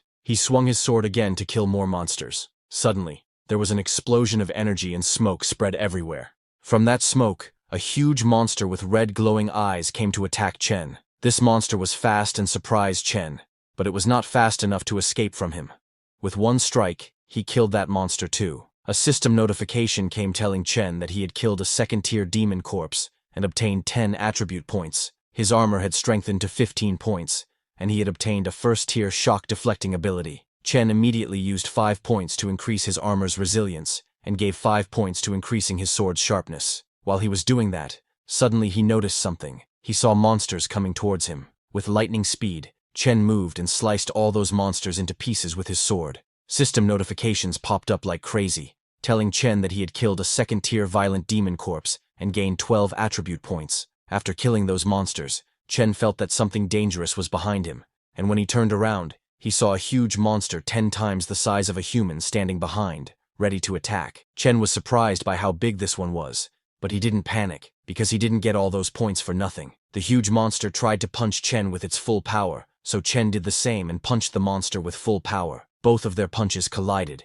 creating a powerful explosion, and both Chen and the monster were pushed back. Chen realized that this monster was basically as strong as him, but it was too slow, so it was no fun for Chen. He jumped high, and with 2 strikes killed the giant monster. A system notification came telling Chen that he had killed a 5th-tier armored demon corpse and gained 100 attribute points. He also discovered the demonic armor element and could now use 10 attribute points to absorb it. Seeing the notification, Chen thought, no wonder this monster was so strong. It was actually a 5th tier. It makes sense that I would need to hit it over 10 times to kill it. I am still lacking a one-hit knockout move. While Chen was fighting, he suddenly heard a child's voice telling others to run away. When Chen got there to see who it was, he found that orange-haired girl hiding under a table. Chen immediately recognized that she was the girl who stole his chicken, but also reminded him to run. She didn't seem to have any ill intent. When Chen got closer, he saw Shi written on the girl's clothes. He gently petted the little girl and said, "You're Shi, right? I'm Chen Chu. You're my little sister now, so I'll take care of you. Let's go, Shi. I'll bring you to the city and get you a new set of pretty clothes." Chen took the little girl and left that dimension. While going in the car, Chen pointed at the lake, which was created after the disappearance of Tiger Mountain Town, and asked Shi if she knew what that dark lake in the flooded area was. Shi, not knowing how to talk properly, somehow told Chen that it's the Black Tide. She didn't know what's there, but it's dangerous. Hearing that it's dangerous, Chen did not dig deeper. He went to a shopping mall and bought many beautiful clothes for Shi. He then returned to his villa and gave Shi food to eat. Seeing the food, Shi became very happy and immediately ran to eat it. Chen then checked his status window. He was still level with 1000 physique and 200 mental control. His acquired techniques were external QI at beginner level and QI sense also at beginner level. His acquired skills were collapsing punch at beginner level, sky step at intermediate level, and spring kick also at intermediate level. His acquired abilities were lightning mastery at beginner level and crimson flame at beginner level. He currently had 80 attribute points. He had 1 clone, a scaled thorn lizard which had evolved 3 times. It's a beast lord that has ancient origins. It has 2,400 evolution value and needs 10,000 points to evolve. Looking at his status window, Chen thought that when he was fighting, he was completely covered, which suppressed his internal energy. But even then, he was able to show an explosion of strength, which could be a guaranteed kill. So with the 80 attribute points left, he decided to use them to strengthen his armor. Now that Chen had removed his armor, he tried using his internal energy and was shocked to find that he had broken past the intermediate level. He is now at least 3 times stronger than before. At the same time at Ning University, some students were gathered for a meeting. A guy with glasses told the others that the place where they are training sounds like it's at least lieutenant level. Another guy corrected him and told him that it's a 2nd lieutenant. A girl asked the glasses guy if he meant they had caught the eye of some secret department. Suddenly, another guy entered and told the girl that she was right. A special department had been established in the city. Once the training is over, successful participants will become lieutenants, but there will be various dangers. He also asked all the students if they wanted to join or give up. All the students replied in unison that they would join. On the other hand, at the warehouse, while training, Chen punched and created a hole in the iron pillar. His outer covering caused the Crimson Flame's power to coalesce inside him and then explode outwards. Chen decided that this would be his one-hit knockout OKO move. That punch had at least 150 tons of force, so he would call that move Exterminating Flame. He then continued, and after 100 punches, he stopped, thinking this should be more than enough training. Now, he was confident that if he ran into that demonic corpse again, 3 punches should do it. Chen then went to Ning University's campus in his luxury car. At the same time, the girl from that group of students was leaving the campus. She saw Chen and complimented that he was handsome. Jealous, her boyfriend told her it was an expensive car, so that handsome guy must have been born with a silver spoon in his mouth. He asked her why she cared about that man so much. The glasses guy told them that the handsome guy had saved Lin Roya from 4 kidnappers a month ago. Hearing that, the girl asked the glasses guy if that handsome guy was that powerful. Her boyfriend got more jealous and made fun of Chen, saying, "There is no way that little guy saved someone from 4 kidnappers. Maybe those were just some desperate guys, not real kidnappers." Well, leaving that aside, Chen went to his university's campus and played with Shi. After playing, they sat at a table to enjoy ice cream. While Shi was eating her ice cream, Chen connected to his Godzilla. Just as he connected, he saw a submarine right in front of his eyes. Chen scanned the submarine with his detection technique and found out that it was a yacht filled with bandits from Kangaroo Country, and that's why it was so small. It seemed like a good place for Chen to test his strength. In the submarine, the sonar detected a large life form 100 meters below rapidly approaching. They all panicked, seeing it moving towards them very fast. They were very scared because it was going to hit them, but they could not do anything against it. Chen's Godzilla scratched the outer layer of the submarine with its sharp claws. The 2 cabins at the back of the submarine were damaged and were leaking. Their sonar had been damaged as well. The captain of the submarine ordered his men to close the valves and stop the water from coming in, turn on the multi-beam bathymetry, set a destination, and get a picture of the surroundings. After a few minutes, a man told the captain that it was a huge creature around 40 meters long, even bigger than a blue whale. The captain was shocked, asking how something so big could exist since even blue whales are only 30 meters long. He ordered his men to close the back hatches and resurface.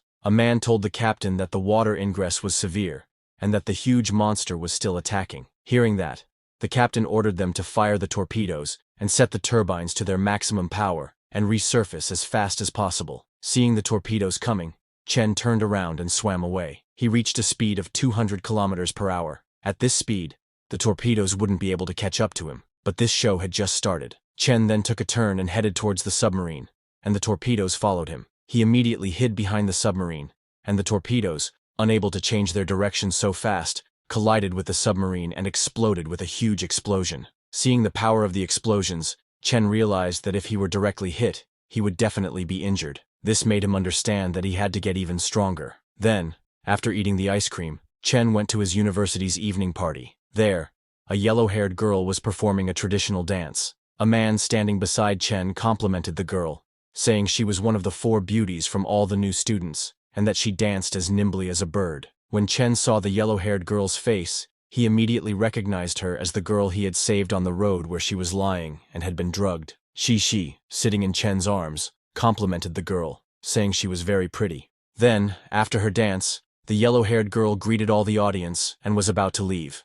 But before that, a brown-haired boy who was holding a bouquet climbed onto the stage and approached her. He proposed to the yellow-haired girl named Qian, saying he had fallen in love with her at first sight and asked her to be his girlfriend. The yellow-haired girl was surprised by the sudden proposal. Before she could say something, the whole audience started shouting, asking the brown-haired boy what he was talking about. They told the boy they didn't have so much free time and asked him to get off the stage. Some angry people commented, telling the boy that doing this was way too old-fashioned and he should stop embarrassing himself. Seeing the support from her audience, Qian stood up for herself and told the brown-haired boy that her audience wouldn't let her say yes, and she didn't like him anyway. After getting rejected, the boy got off the stage. A while later, when the whole program ended and Chen was returning home with Shi, he was stopped by Qian, asking him if he still remembered her. When Qian stopped him, people around were shocked to see that the school beauty was waiting for Chen. Qian ignored them and told Chen that last month he called the police and saved a girl who was drugged. Hearing that, Chen remembered that he did something like that, but he didn't remember that it was Qian. He asked Qian if there was an issue. Seeing that Chen didn't recognize her, Qian started thinking about what she should say, but Chen didn't wait for her and walked past her, telling her that if there's nothing, he would take his leave. He said goodbye to Qian and left from there.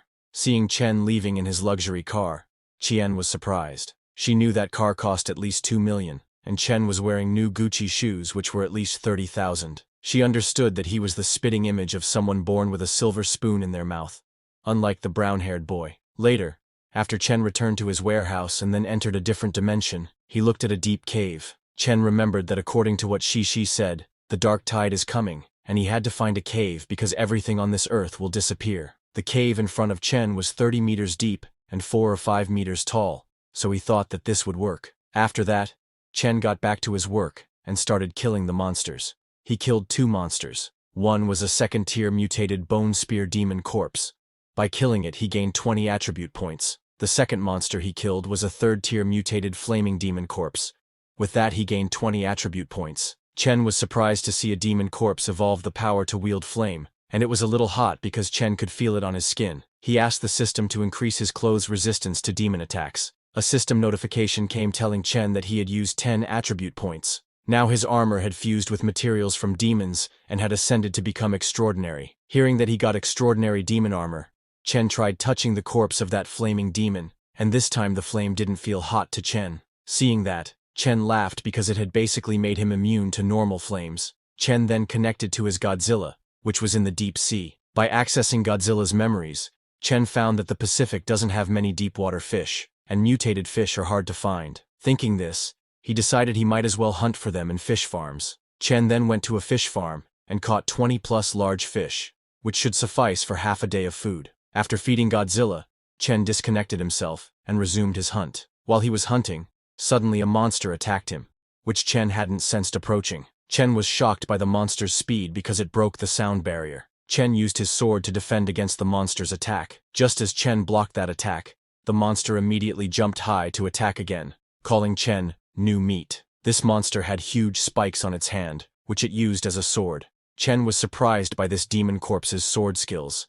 It was surprisingly nimble. However, observing the monster's movements closely, Chen discovered that when the monster holds a blade, its arm shakes twice, and the sword's trajectory changes. Understanding the monster's weakness, Chen got ready to end this. Chen jumped at the monster while swinging his body so that the monster could not block it. But the monster had a trick up its sleeve. It had a second head hidden in its stomach. When Chen got near, the monster's second head shot flames at Chen. But Chen was fast and blocked the monster's flames with his sword. Chen used his exterminating flame skill with his sword to subdue the flames. The monster's second head was shocked seeing Chen do that. Chen didn't give the monster a chance to do anything else, and used his long sword to cut it into 2 pieces. A system notification came telling Chen that he had killed a 5th-tier burning flame demon corpse and gained 100 attribute points. Then another notification popped up saying a fusion core element had been discovered, and Chen could spend 10 attribute points to extract it. Chen was confused about what the fusion core element was,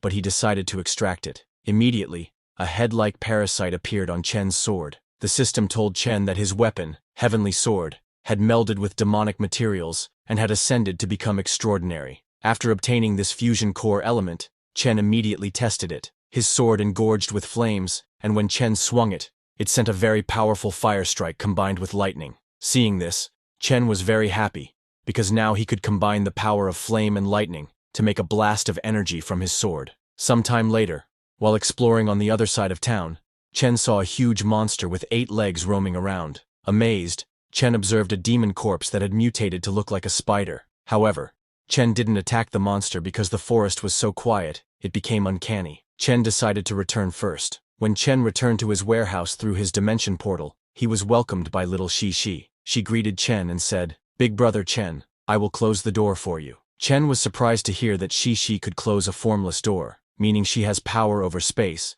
and is more mysterious than he had thought.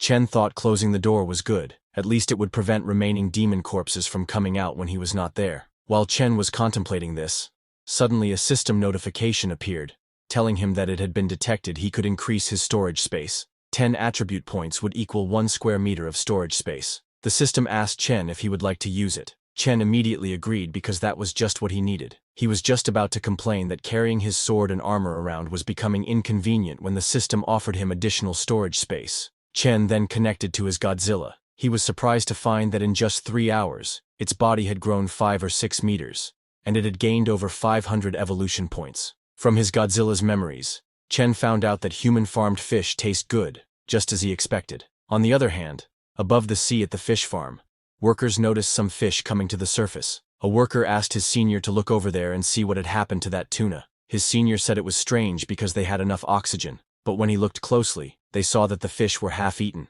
Realizing something had happened to the tuna, the fish farm workers were shocked. Before they could do or check anything, Chen's Godzilla hit their ship with its huge tail and destroyed it. Later at the villa, Chen reviewed his stats and found that he had over 100 attribute points left. He decided to level up everything. He used 40 attribute points and strengthened his chi sense, gaining 400 experience and breaking through to the intermediate tier. He then used 60 attribute points and strengthened his spring kick, gaining 600 experience and breaking through to Moonstep. After that, Chen jumped high to test his new power. His chi sense had increased from 100 meters to 500 meters, and Moonstep allowed him to stay in the air for a while. A few days later, while Chen was cutting Shi's hair, it was reported on the news that a surprising black fog had appeared in the city, covering 100 kilometers and causing the disappearance of over 50 people. When Chen heard about the black fog, he immediately remembered that it was similar to Tiger Mountain Town's black tide. It seemed to Chen that the world's peace wouldn't last much longer.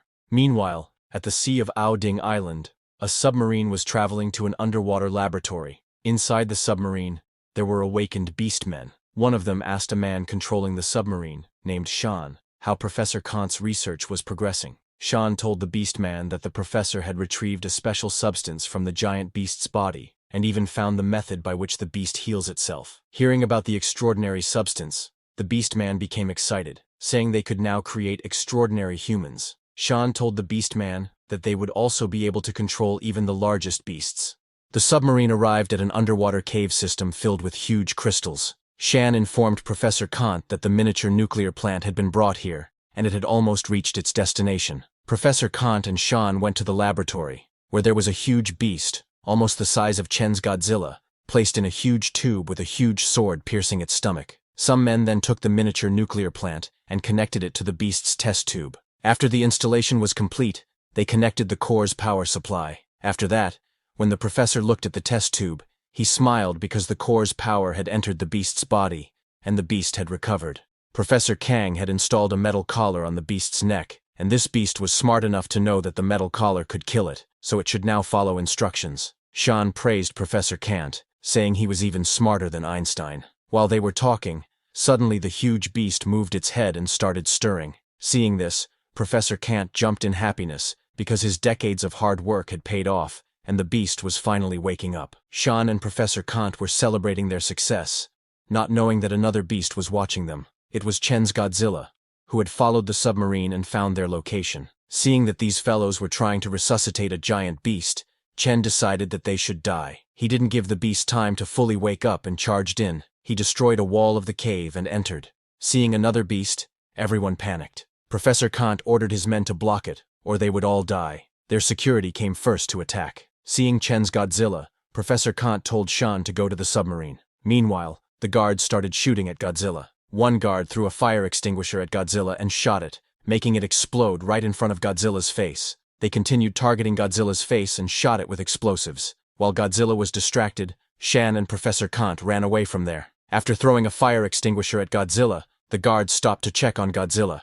But to their surprise, when the smoke cleared, Godzilla came out unharmed. The guards were shocked because they used a 24mm armor-piercing round and an exploding bullet, weapons typically used in civil wars, but all that could not even scratch Godzilla. Immediately, an awakened man jumped towards Godzilla and used his Thunder Spear technique to attack it. Seeing that this was all humans could do against his Godzilla, Chen decided to end things now. He used his ultrasonic roar and threw flames from his mouth, sending the awakened man flying. While Godzilla was destroying and killing the guards, Professor Kant and Shan tried to sneak out in their submarine, but Chen noticed them running away. He shot a fire blast from his mouth and destroyed their submarine before they could escape. While Chen was killing them, the huge beast in the cave started to wake up fully and opened its mouth. Chen was surprised to see that it had really been resuscitated. Chen felt a very terrifying aura coming out of the beast. Chen decided to stay away and then kill it. He shot a fire blast at the beast from his mouth. His fire shot hit and exploded, making the beast scream,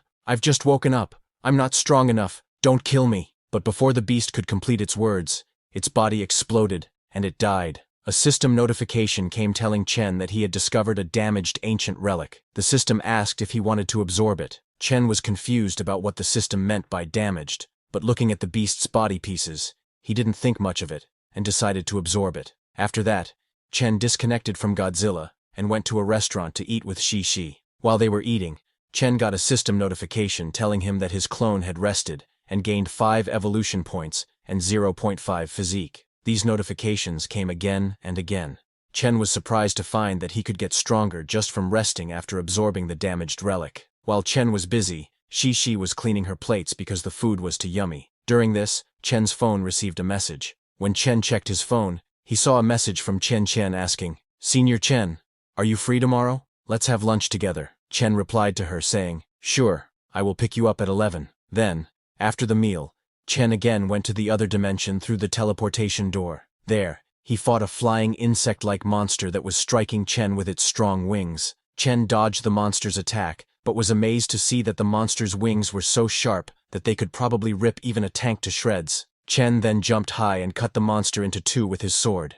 The system notified Chen that he had killed a 4th-tier demonic creature and gained 50 attribute points. Chen was slightly surprised to see that notification because he thought this monster should be 5th tier at least. After that, Chen moved to a different location. While going, he activated his super sense and sensed something ahead. When he arrived there, he encountered a worm-like monster with many spikes in its mouth. That monster slammed into Chen, pushing him back quite a bit. Chen used his sword to defend, but the monster's attack damaged Chen's extraordinary tier armor. Chen added 50 attribute points for strengthening his armor, and then charged at that monster again. He jumped high, destroying the ground, and swung his sword at the monster. But when he attacked using his fire, his attack bounced back due to a protective barrier around that monster.